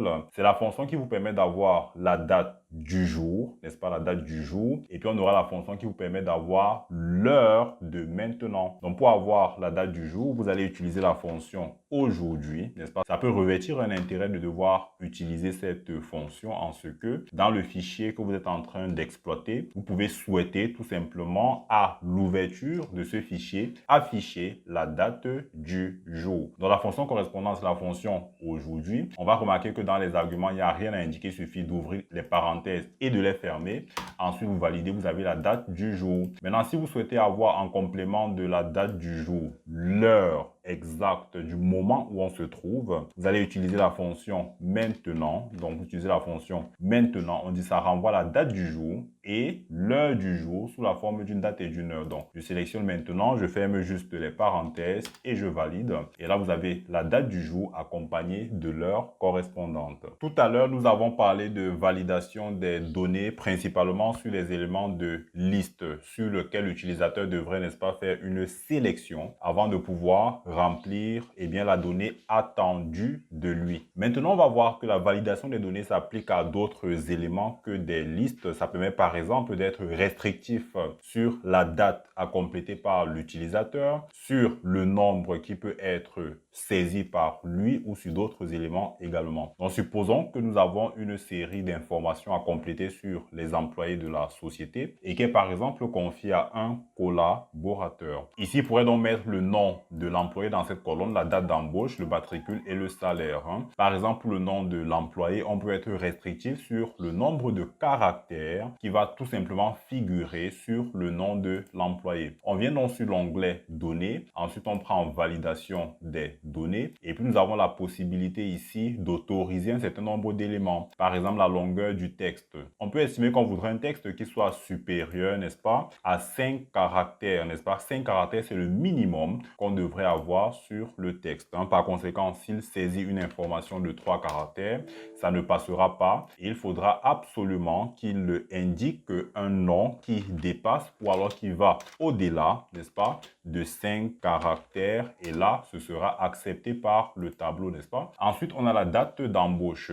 On pourrait être également restrictif ici, de manière à ne définir comme information que des dates. Donc, on revient sur le menu données, ensuite la validation des données. Et puis, on va sélectionner ici comme autorisation la date. On pourrait même aller plus loin pour préciser qu'il ne peut s'agir que des dates qui sont supérieures à une certaine date. Par exemple, on peut mettre ici 1er janvier, n'est-ce pas, 2010. Si on estime par exemple que la date de création de l'entreprise, eh bien, c'est le 1er janvier 2010 et que par conséquent, on n'a pas pu faire d'embauche avant cette date-là. Ainsi, si un utilisateur vient mettre n'importe quoi, là, il met par exemple le 1er janvier 2009, ça ne pourra pas passer et il faudra absolument qu'il revienne mettre une date qui est cohérente en fonction de ce qui a été indiqué dans le tableau de validation des données. Pour ce qui est du matricule, on pourrait également indiquer en fonction de la numérotation prévue au sein de l'entreprise. On pourrait prévoir qu'on ne peut avoir qu'un matricule qui soit compris entre certaines valeurs. On viendra ici donner comprise entre le minimum, c'est par exemple 1000, avec un maximum de 3000. Je valide. Et puis s'il vient mettre par exemple ici un matricule 52, 52, ce ne pourra pas être accepté. Il faudra absolument que cela se situe dans l'intervalle qui a été défini. Et pour le salaire, on pourrait bien entendu aller dans la validation des données, préciser qu'il s'agira, n'est-ce pas, d'un nombre entier qui pourrait avoir un minimum et puis un maximum en fonction de ce qui est prévu, n'est-ce pas, par la réglementation au sein de l'entreprise. Donc, une fois que j'ai terminé, j'appuie sur OK et l'utilisateur pourra donc saisir ces informations. Maintenant, voyez-vous, il y a la possibilité de personnaliser les messages qui pourraient apparaître une fois que nous avons défini la validation des données. Parce que lorsqu'on définit une validation des données, on peut prévoir des messages qui vont orienter l'utilisateur dans ce qu'on attend de lui. On peut également prévoir des messages d'erreur qui soient personnalisés de manière à faciliter la saisie des opérations dans notre tableau. Par exemple, ici, pour la date, on pourrait revenir sur la validation des données et configurer le message de saisie de manière à pouvoir par exemple dire ici, s'il vous plaît, n'est-ce pas, SVP, saisissez une date. Très bien. Donc, je clique sur OK, ce qui fait que ce message va apparaître lorsque je me retrouve, n'est-ce pas, dans cette cellule. N'ayez crainte, lorsque je passe à une autre cellule, le message n'apparaîtra plus. Il faudrait que je sois sur cette cellule-là pour pouvoir afficher ce message d'orientation destiné à l'utilisateur. Je peux également décider de configurer un message d'erreur, une alerte d'erreur, de manière à pouvoir, par exemple, dire ici, si l'utilisateur n'a pas saisi une date, je peux prévoir un message d'erreur du type « Saisissez une date, s'il vous plaît », n'est-ce pas? On clique sur OK. Et si c'est autre chose qu'une date qui est saisie là, on a comme message personnalisé, saisissez une date, s'il vous plaît. C'est beaucoup plus intelligible par l'utilisateur qui sera donc amené à saisir bien la date. Si vous pensez que votre tableau doit contenir plus qu'une ligne, vous allez venir faire une copie CTRL-C de manière à pouvoir répercuter ces paramètres de validation sur les autres lignes de votre tableau. On va donc faire clic droit, collage spécial, vous sélectionnez la validation afin que sur ces autres endroits du tableau, les informations attendues soient tout simplement saisies par les utilisateurs. À présent, vous êtes outillé pour pouvoir utiliser la validation des données sous Excel. Parlons maintenant de la mise en forme conditionnelle.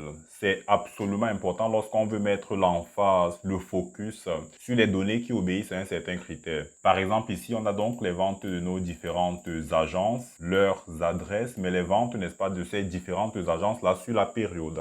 Et nous souhaitons par exemple mettre en évidence les agences pour lesquelles les ventes sont supérieures à un certain seuil. On va par exemple définir un seuil de 40 millions. Donc, je sélectionne dans un premier temps les données pour lesquelles je veux faire une mise en forme conditionnelle. Je viens donc sur l'onglet Accueil, bien sûr. Ensuite, je viendrai ici mise en forme conditionnelle et je peux m'intéresser à la première option disponible, les règles de mise en surbrillance des cellules. Voyez-vous, on a la possibilité de définir un critère supérieur à, inférieur à, entre, égal, etc., etc. Prenons par exemple supérieur à et puis ici, vous propose par défaut quelque chose. Nous, on a dit 40 millions, n'est-ce pas? On va mettre 40 millions. Et puis, on peut choisir le type de remplissage qui nous intéresse. Un remplissage rouge clair ou encore les autres remplissages qui sont proposés juste en dessous. Si le rouge clair me paraît intéressant, je vais cliquer sur OK. Et là, on a ici comme ça mis en évidence des cellules ou alors les ventes qui sont supérieures au seuil de 40 millions. Si je voudrais effacer cette mise en forme conditionnelle, je vais préalablement sélectionner les cellules concernées. Je viens sur la mise en forme conditionnelle et je viens donc effacer les règles. J'aurais pu également chercher à identifier des valeurs en double, n'est-ce pas? Si je souhaite identifier des valeurs en double, je vais venir sur la mise en forme conditionnelle et pour les règles de mise en surbrillance, je m'intéresse aux valeurs en double, n'est-ce pas? Et pour effacer, comme on venait de le dire, je viens effacer les règles. Alors, je vais vous montrer quelque chose de particulièrement intéressant lorsque vous avez des données et que vous souhaitez supprimer tout simplement des valeurs qui vont figurer en double, par exemple sur les différentes lignes. Supposons que nous souhaitons uniquement garder des lignes uniques et que toutes les valeurs en double, on souhaiterait les supprimer. Alors, c'est pas difficile à faire. On va aller dans le menu données. Ensuite, on va venir sur supprimer les doublons. Vous voyez que automatiquement, les données vont être sélectionnées et puis Excel vous demande est-ce que la suppression des doublons doit se faire sur l'intégralité des colonnes, la colonne ville, agence, adresse, vente. Si vous pensez qu'il faut cocher l'intégralité des colonnes et par conséquent que vous voulez supprimer des doublons de manière à ne maintenir que des valeurs uniques pour chacune des lignes, vous allez donc accepter cela et cliquer sur OK tout en veillant à ce que vos données aient des en-têtes et que ce soit coché à ce niveau. On va cliquer sur OK et voyez-vous, 3 valeurs en double ont été trouvées et supprimées et il reste 11 valeurs uniques. Ça peut être vraiment intéressant de s'en servir lorsqu'on veut éliminer des doublons dans nos feuilles Excel. À présent, vous êtes capable d'effectuer la mise en forme conditionnelle de vos données, mais également de supprimer des doublons. Parlons maintenant d'une fonction importante. Il s'agit d'une fonction conditionnelle. C'est la fonction CSI. Pour illustrer son usage, je vous ai préparé ici un tableau des gains et des dépenses des différentes activités qu'on pourrait avoir dans une entreprise.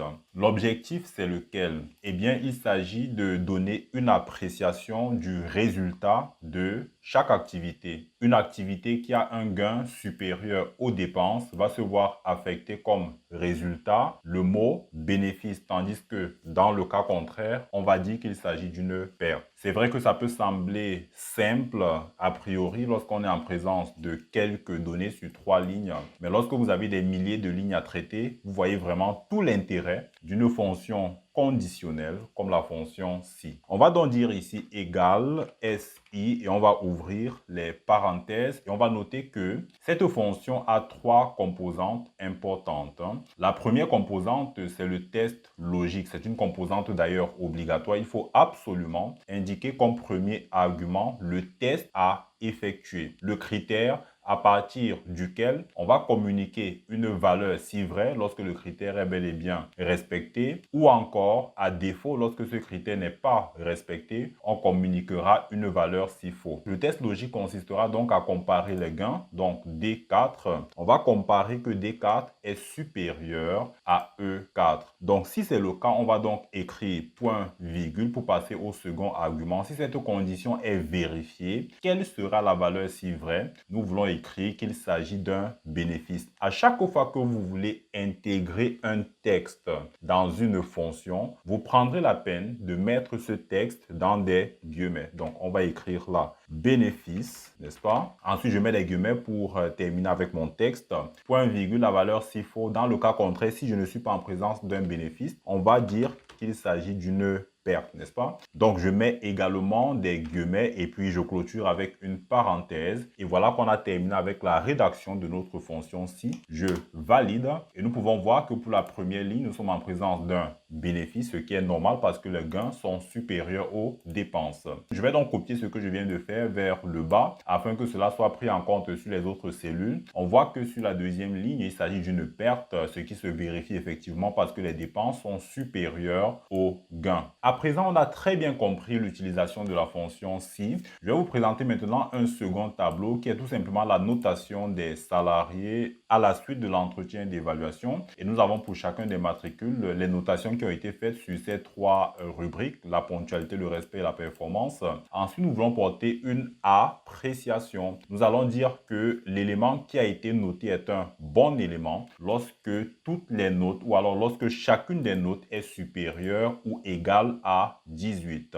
Dans le cas contraire, on va dire élément devant progresser. On va donc venir ici, on va dire égal le SI, on ouvre donc les parenthèses. Le test logique devrait être de vérifier que chacune des notes est bel et bien supérieure à 18, supérieure ou égale à 18. On va rapidement se rendre compte que c'est une suite de 3 conditions qu'il faudrait vérifier de manière simultanée. Du coup, je suis intéressé de recourir à une autre fonction logique pour pouvoir l'imbriquer dans la fonction si, et cette autre fonction logique, c'est la fonction EET. Pour voir comment cette fonction marche, je vous propose de faire échappe, on va sortir de là, et puis on va voir comment la fonction E pourrait être utilisée. On va écrire ici égal le E, n'est-ce pas? Vous allez voir que le texte qui est rédigé ici, c'est la fonction E vérifie si tous les arguments sont vrais et renvoie vrai si tous les arguments sont vrais, n'est-ce pas? Donc l'idée sera de vérifier que chacun des 3 arguments que nous voulons insérer dans la fonction E est tout simplement vérifié. Donc on va ouvrir les parenthèses. La première valeur logique, ce sera cette valeur,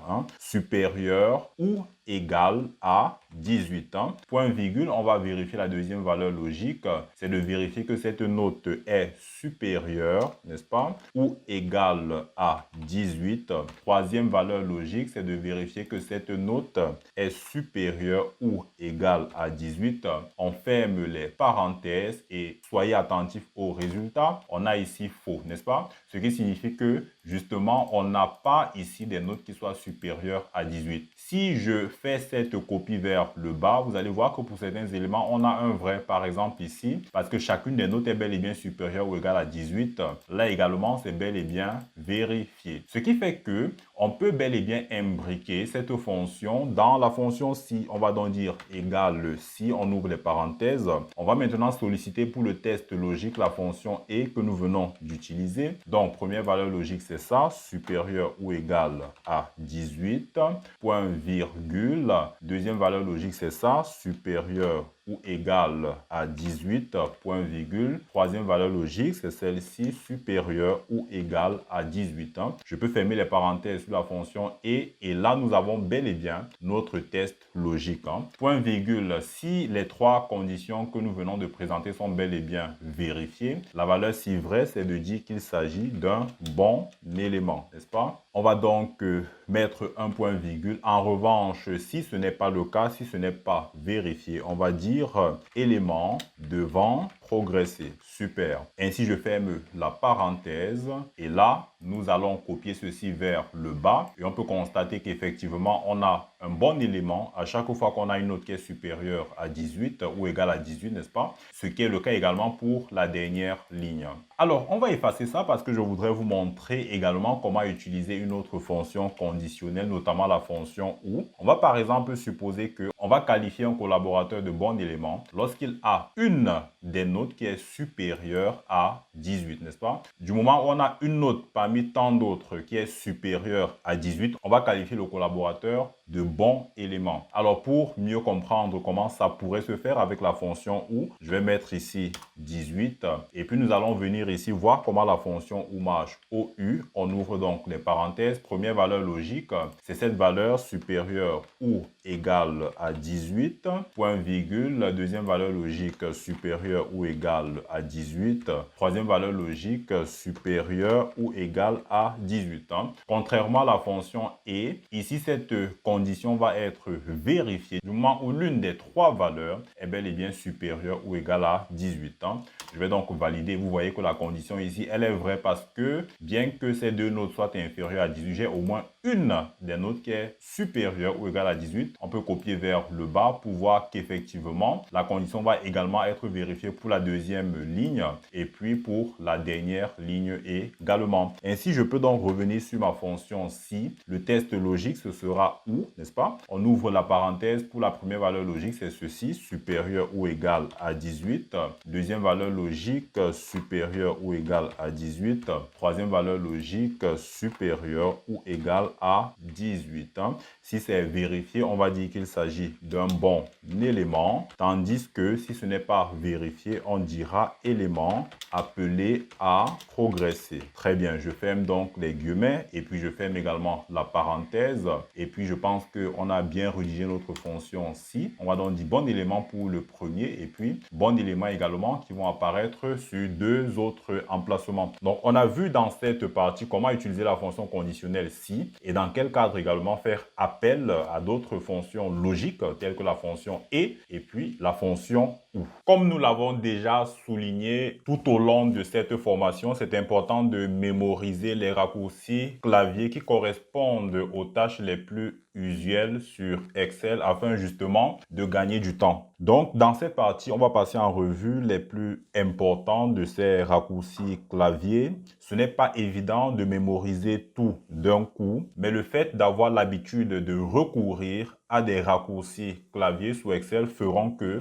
cela deviendra une seconde nature pour vous. Donc, pour les fonctions relatives à la presse à papier, c'est-à-dire les fonctions copier, coller, couper également, on peut se servir des raccourcis clavier. Ainsi, si je souhaite copier par exemple le contenu de la cellule E4 dans le but de coller cela dans F4, je peux directement utiliser les raccourcis clavier. CTRL-C pour la copie et ensuite CTRL-V pour coller, n'est-ce pas? J'ai également la possibilité de couper, c'est-à-dire de déplacer complètement le contenu de cette cellule de manière à transférer cela dans une cellule différente. Je pourrais par exemple venir ici faire CTRL-X. CTRL-X, ça permet de couper. Donc, on vient de dire CTRL-C pour la copie. Mais si je veux déplacer complètement le contenu, je vais faire CTRL-X, n'est-ce pas? Ensuite, CTRL-V pour pouvoir coller cela. Maintenant, il peut arriver que vous fassiez une activité sur Excel, mais qu'ensuite vous vous rendez compte que ce n'était pas approprié, mais qu'il s'agissait d'une erreur. Supposons que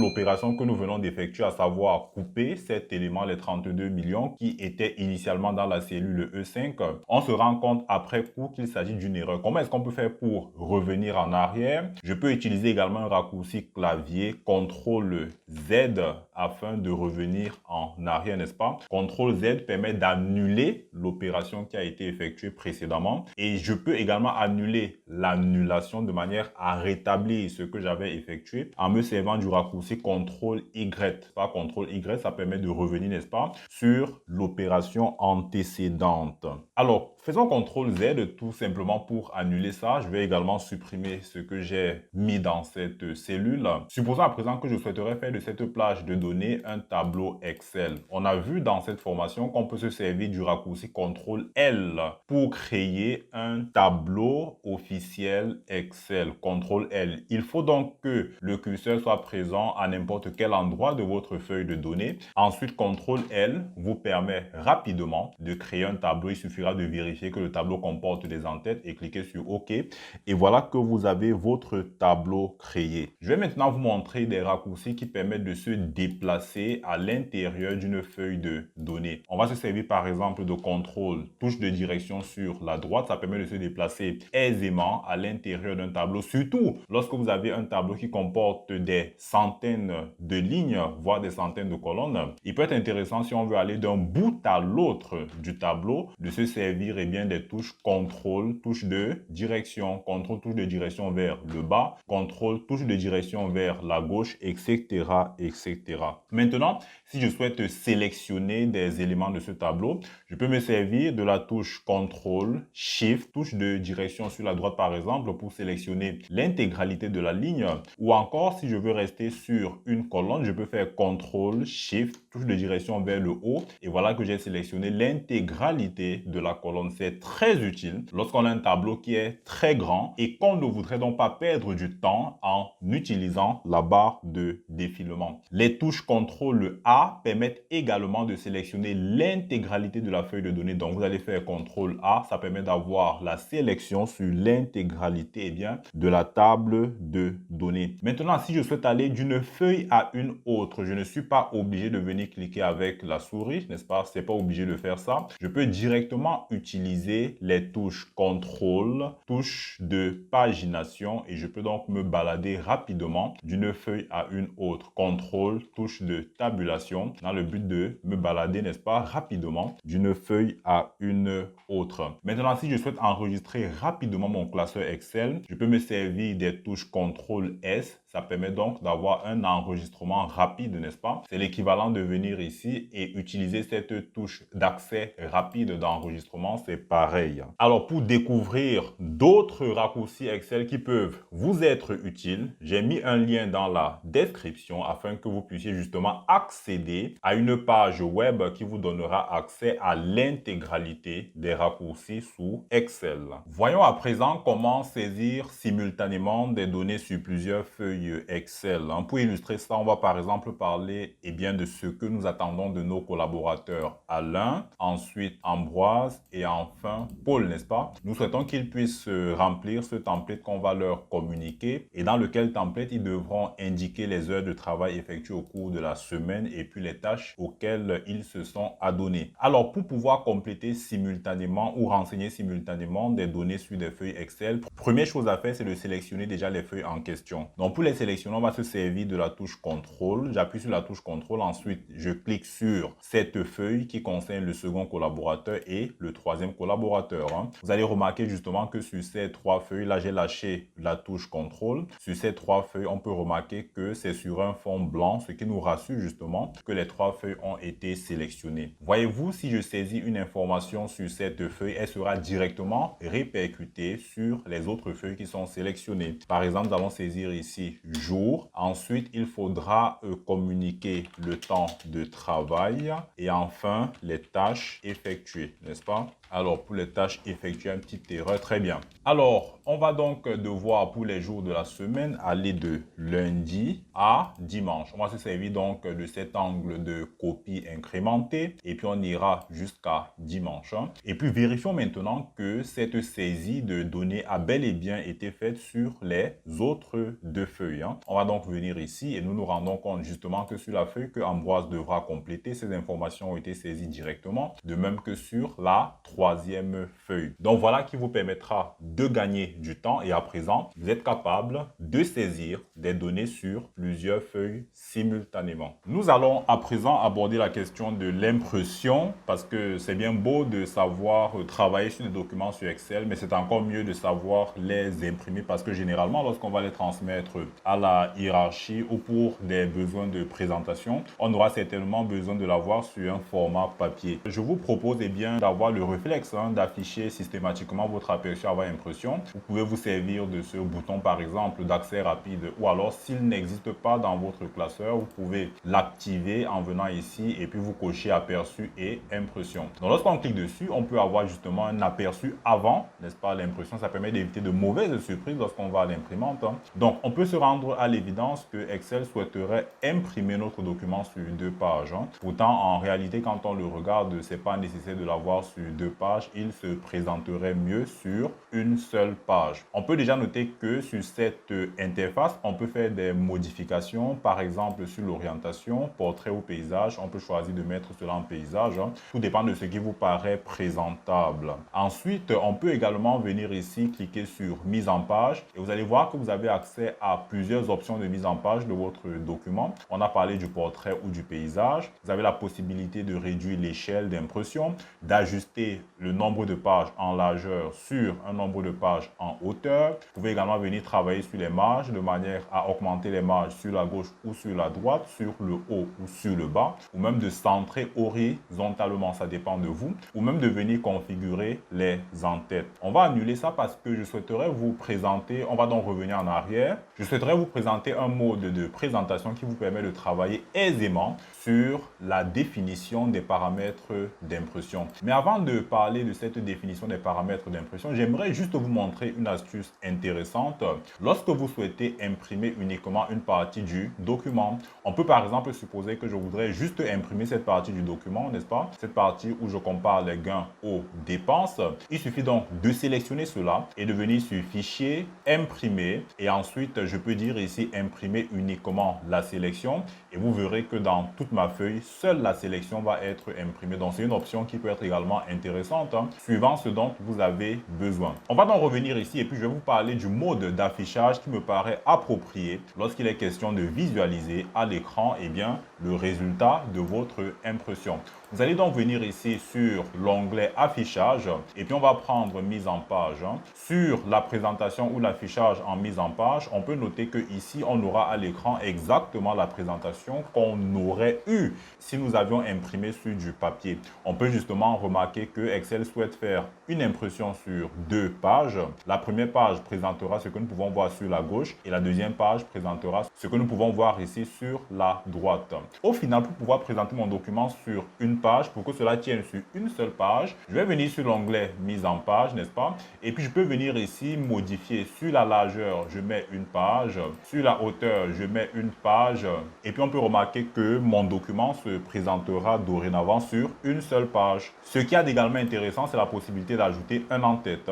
Et vous avez ici les outils de création relatifs aux en-têtes et aux pieds de page. Donc pour l'en-tête, qu'est-ce que je pourrais par exemple ajouter? Il pourrait être intéressant de mettre le nom du fichier, pourquoi pas, dans l'en-tête du document. Et puis sur le bas de page, je peux être intéressé d'afficher un numéro de page, pourquoi pas. Donc je vous invite à explorer les différentes possibilités qui existent en matière d'en-tête, en matière de pied de page et ces différentes options disponibles, le numéro de page, le nombre de pages, la date et l'heure, la date actuelle, l'heure actuelle, etc.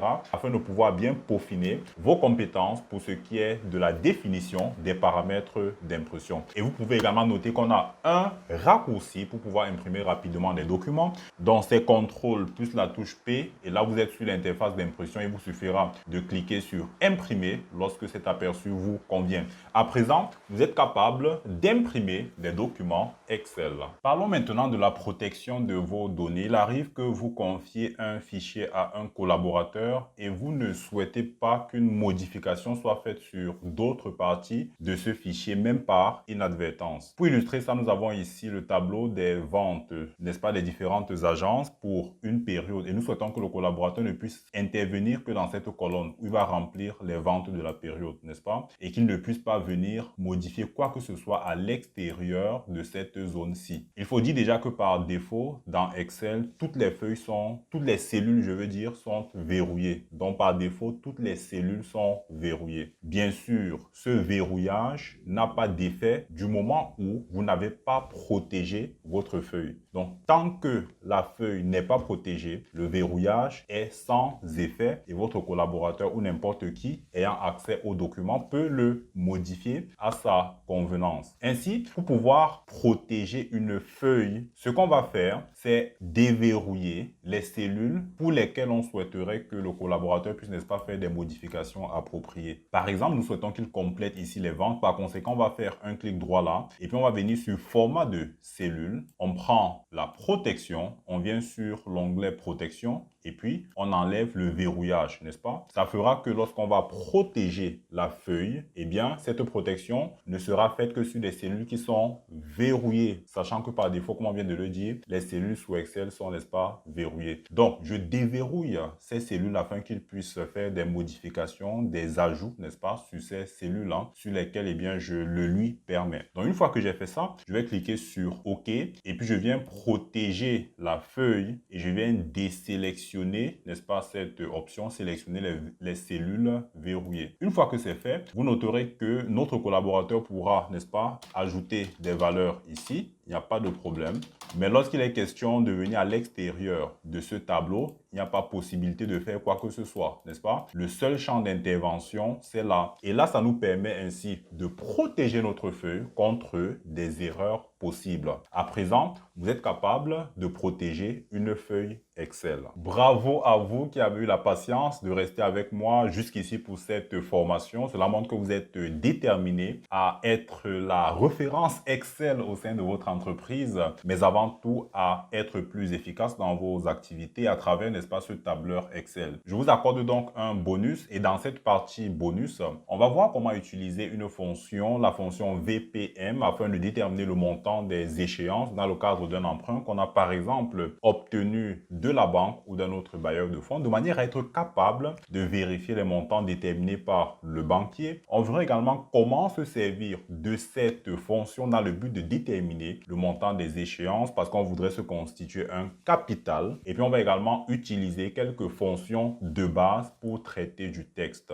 Donc on va supposer ici que nous avons un emprunt, n'est-ce pas? Un emprunt d'un montant de 100 millions tout simplement. Et puis, bon, j'ai mis 1 milliard, on va mettre 100 millions. Et puis, on a le taux, n'est-ce pas, de remboursement, le taux d'intérêt, qui est de 5%, un taux annuel. Hein. On va préciser qu'il s'agit d'un taux annuel parce que si nous avons des échéances mensuelles, trimestrielles, il convient de convertir ce taux, n'est-ce pas, en fonction de l'échéance, de manière à pouvoir être capable de déterminer le montant de l'échéance, n'est-ce pas, le montant de la mensualité ou de la trimestrialité. Dans notre cas, nous allons chercher à déterminer le paiement annuel dans le but de rembourser ces 100 millions. Alors, le nombre d'échéances, ce sera par exemple 5. On va supposer qu'on va rembourser cet emprunt sur 5 ans. Donc, on va voir comment utiliser la fonction VPM. VPM, on va donc ouvrir les parenthèses. On va noter que cette fonction calcule le montant de chaque remboursement périodique d'un